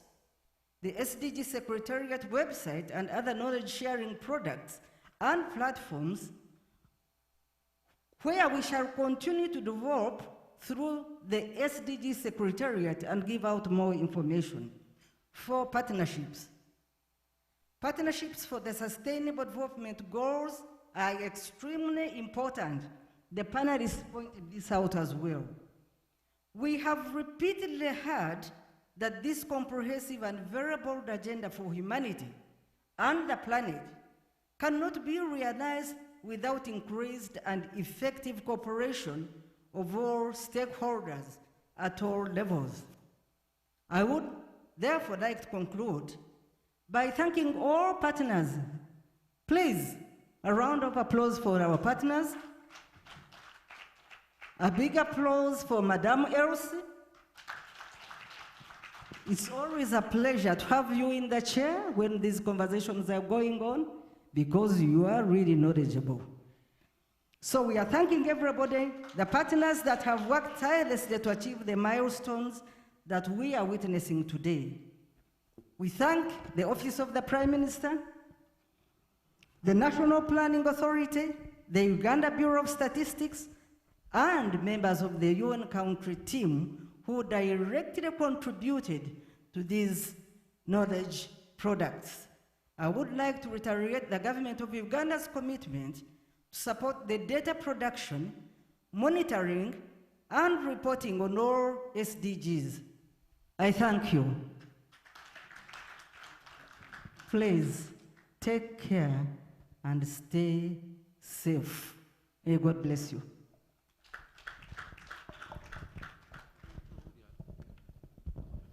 Thank you very much, Honorable Minister. Round of applause, ladies and gentlemen. And I want to thank you, Honorable Minister. I think my 2020 is concluded with that humble compliment to myself. I think mine Christmas came early. So thank you, Honorable Minister. Ladies and gentlemen, it's been an honor and pleasure to be part of this triple launch. So we want to thank you all on behalf of the Office of the Prime Minister, NPA, UBOS, and our partners UNDP. We want to thank you so much for joining us. Please share the conversations from the discussions today, including the content we've shared on the 3 reports, plus the website that will be critical in how